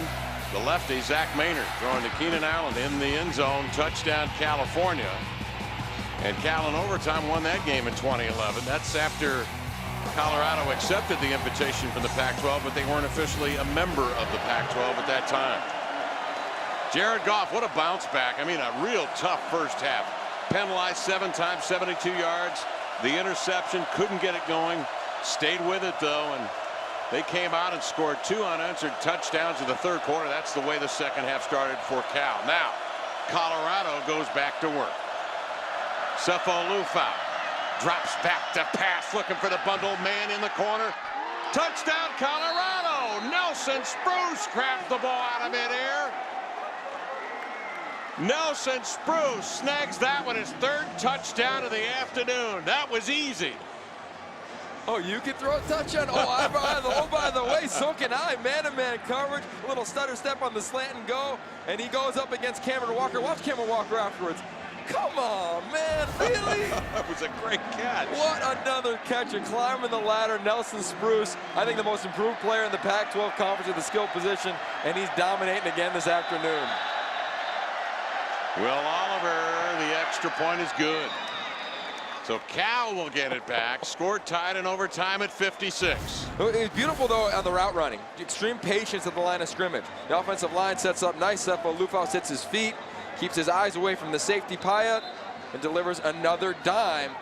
Goes up, bodies up against the corner, Mr. Walker, and Nelson Spruce again, and he's playing with such confidence. We had a chance to talk to him this week, and he said, it's not about my hand strength. It's not my ability to catch the ball. It's my ability to concentrate when the ball's in the air. That's incredible concentration, and those numbers are silly. 17 grabs, Kevin. 17 tugs, 170 yards, 3 touchdowns to give him 10 for the year. Came in leading the nation in touchdown receptions. And remember, he had the 6-game streak going where he had caught at least 1. So it goes to 7. A big one here to tie it at 56 in overtime. And remember, California's trying to snap the 15-game conference losing streak.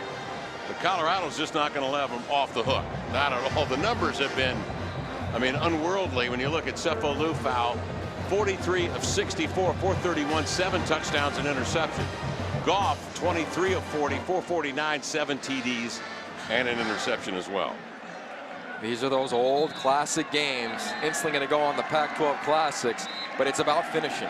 Both of these coaches building these programs, rebuilding these programs, talking about the process. Again, we get into second overtime. Don't try to do something you're not asked to do, something that is atypical of your ability. Just stay within the process, and you'll be fine as we enter the second OT. Well, look at the anguish on the two coaches' faces. Sonny Dykes shaking his head, and Mike McIntyre squinting into the sun here in Berkeley. Boy, this sure has been entertaining for us. I don't know how it's been for those two. And again, they're not clouding number 22, Nelson Spruce. Second overtime. Jones goes left side, bangs to the line of scrimmage, and is dragged down shy of the 20. Cedric Dozier came up to get him. Brings up second down. You never want to abandon your game plan, but if I'm Cal, I'm saying, you know what, 22 is not going to beat me. Yep. Well, you can say that all you want, but you got to keep him out of the end zone. By that, I mean I might double cover him. Oh yeah, well, Cedric Dozier's over there in press coverage, and then they got a man over the top, but Goodson is over there in the slot to the left. Quick snap throw by Liufau is complete to Nelson Spruce. Dozier knocked him down, so that leaves them shy of the first down. And again, another unique situation. Coaches are trying to remain one step ahead. You can see George Frazier coming in. It's usually run with him at the fullback position. This is their heavy set. Are they going to, if they don't get the conversion on 3rd and 2, go for it on 4th and kick the field goal? Both teams have struggled on special teams. Frazier 245, Powell 249.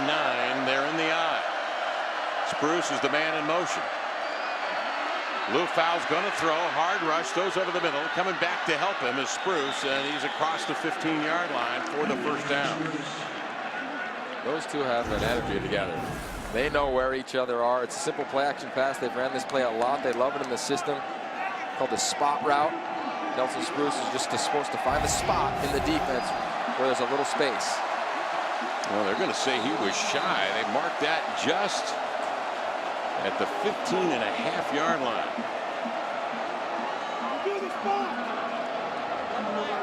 Yeah, Colorado's going to call a timeout. You can challenge the spot. And I mean, it's what, less than the length of the football, shy of the 15-yard line, which would be good for the first down. You see Coach Dykes, one play. I always think these moments are ones where you want to make sure your team's having fun. They're having a play. Hey, they're just cut it loose. Take a look. Oh, wow. What'd you see there, partner? It's first down. Over the 15-yard line.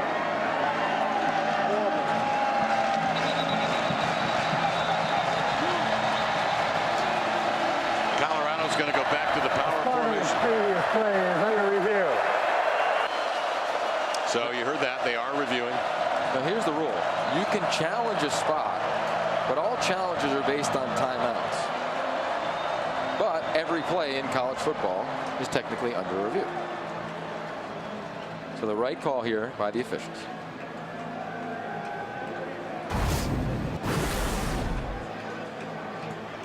He's got to get over the 15.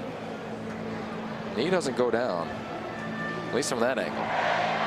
Where was the knee? Check the knee now. Oh. The knee is. Left knee from that angle goes down. Yeah, it's shy of the 15-yard line. It is approximately where the ball was spotted. I think it was a good spot. Well, where's the ball when the knee's down? It looks like it's on that review. It looks like it's shy of the 15. There's a better aspect to it. It's his left knee down. That looks like it's a good spot by the officials. First glance, couldn't tell that left knee was down. All those angles. So Yogi, if this stance, Colorado's got a 4th and 1. Get your power unit out there. I was a little surprised there on 3rd down with the power eye that they decided to roll them out and throw the ball. Yeah, I thought they were going to run the football because they've done play action out of that set. After review, the ruling on the field is confirmed. 4th down. Yep, that's a good spot. So here's the question, and I like it. Let's go for it. And they will, again, with Frazier and Powell between them, 500 pounds. Sefo Liufau under center. And they go over the top. And it looks like that's first down, Colorado. They go to George Frazier. And think about George Frazier. Half the practice is on offense, half he's on defense. That means he's not touching the football all practice long in running back drills. And you're giving him the ball in the most critical time in a game. How about the confidence of this coaching staff in this young man? He already has 2 touchdowns, 1 through the air and 1 on the ground. Tony Jones is back in for speed in the backfield. Liufau play action. Rolls, looks to the end zone, throws near the goal line. Pass complete. Boy, he threaded that one through 2 defenders down there, and making himself available was Kyle Slavin in the traffic. Terrific catch. And off the play action, he's got an open receiver, but didn't have the time because of the pressure. I thought that was going to almost get intercepted. Cameron Walker right there, doesn't extend his arm. What concentration by Slavin, and an absolute rope from Sefo Liufau. Here are the Buffaloes in the second overtime. Poised at the goal line, first down situation, and the ball resting at the 2. Frazier to lead the blocks for Jones, who's knocked down at the 2.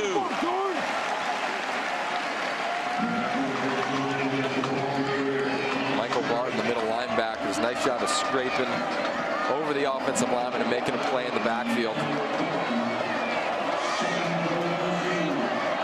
They'll bring Christian Powell in there along with Frazier now and Tony Jones in the backfield, but they're going to flatten them out and send them out here into routes. Well, they love shifts and motions, and there they go. Yep. Powell will shift back to the backfield, hesitates. He'll be the lead blocker for Jones on 2nd down and 2. Sefo back to throw, steps up, has a lane into the to the 1-yard line. He was met and wrapped. Good idea, but Barton closed quickly into the gap. Michael Barton, the sophomore from Concord, California, right there to stop him. Well, it's power pass, a little play action. It looks as though from up here he was going to be able to walk in or dive in at least, and Michael Barton again shows up down here inside the 2-yard line. 3rd down and goal. Cal trying to make a stand. Colorado coming with power and Frazier, and he went up top, and Cal met him. And he is turned back. It brings up 4th down for Colorado.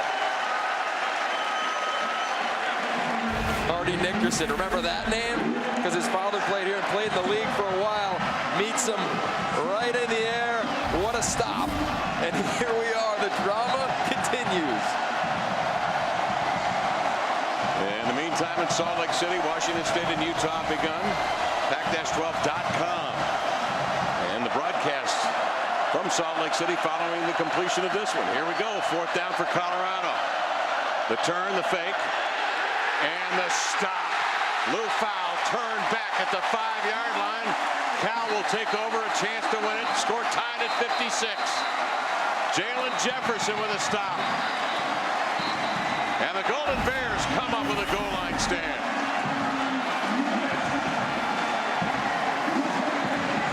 And it almost looks as though there's some confusion with the players in the last play. Cal sideline goes crazy. And on the other side, despair.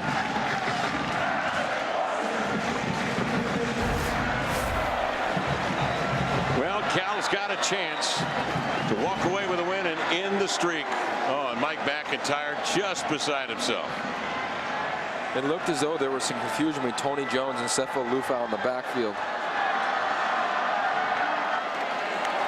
Pac-12.com, your source for Washington State, Utah. And the broadcast coming your way at the completion of this overtime here in Berkeley. Mike McIntyre, the Golden Bears with possession now, and McIntyre, Colorado, just livid. Both such high competitors. building these programs, and hey, you got a chance on defense right now. Second down for Cal. Goff back to throw, steadies, arcs one into the air to the end zone, incomplete. Now remember this offense, and you see it in the red zone specifically. They call a run and a pass on each snap. So the receivers, they're running routes regardless. So if the running back, Lasco, can break through that first line, he might have the ability to go untouched into the end zone. Well, Mike McIntyre still seething, just can't believe the Buffalo's misfortune.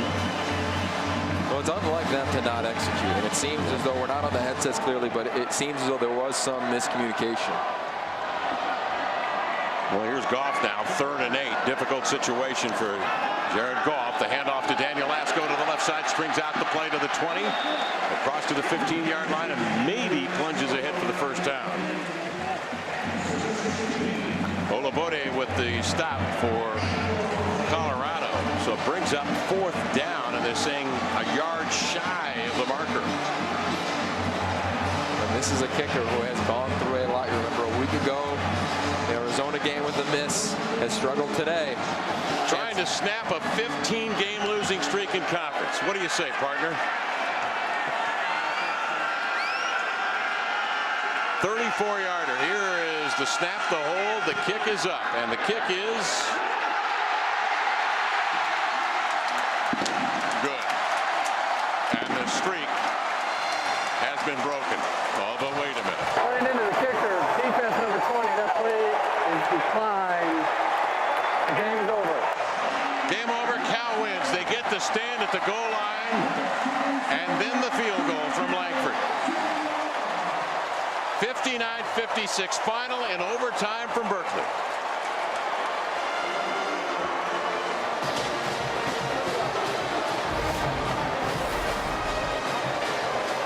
Good snap, good hold, good kick. And what a win.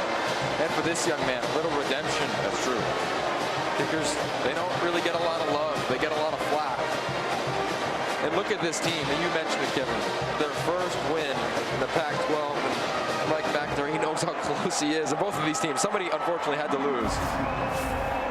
But well, after losing with 4 seconds remaining on the 47-yard Hail Mary in Tucson, Cal comes back. Remember, they were down 2 touchdowns at half, but came back, put 2 quickly on the board in the 3rd quarter, and that turned it on a dime. Very competitive game. Very enjoyable game. This is why we love it. How great is ball? Both of these teams coming out and competing. This is what college football is all about. Yogi Roth, Lewis Johnson, Kevin Calabro final in the second overtime. 59-56 Cal over Colorado. Stay tuned. Washington State and Utah are next on the Pac-12 networks.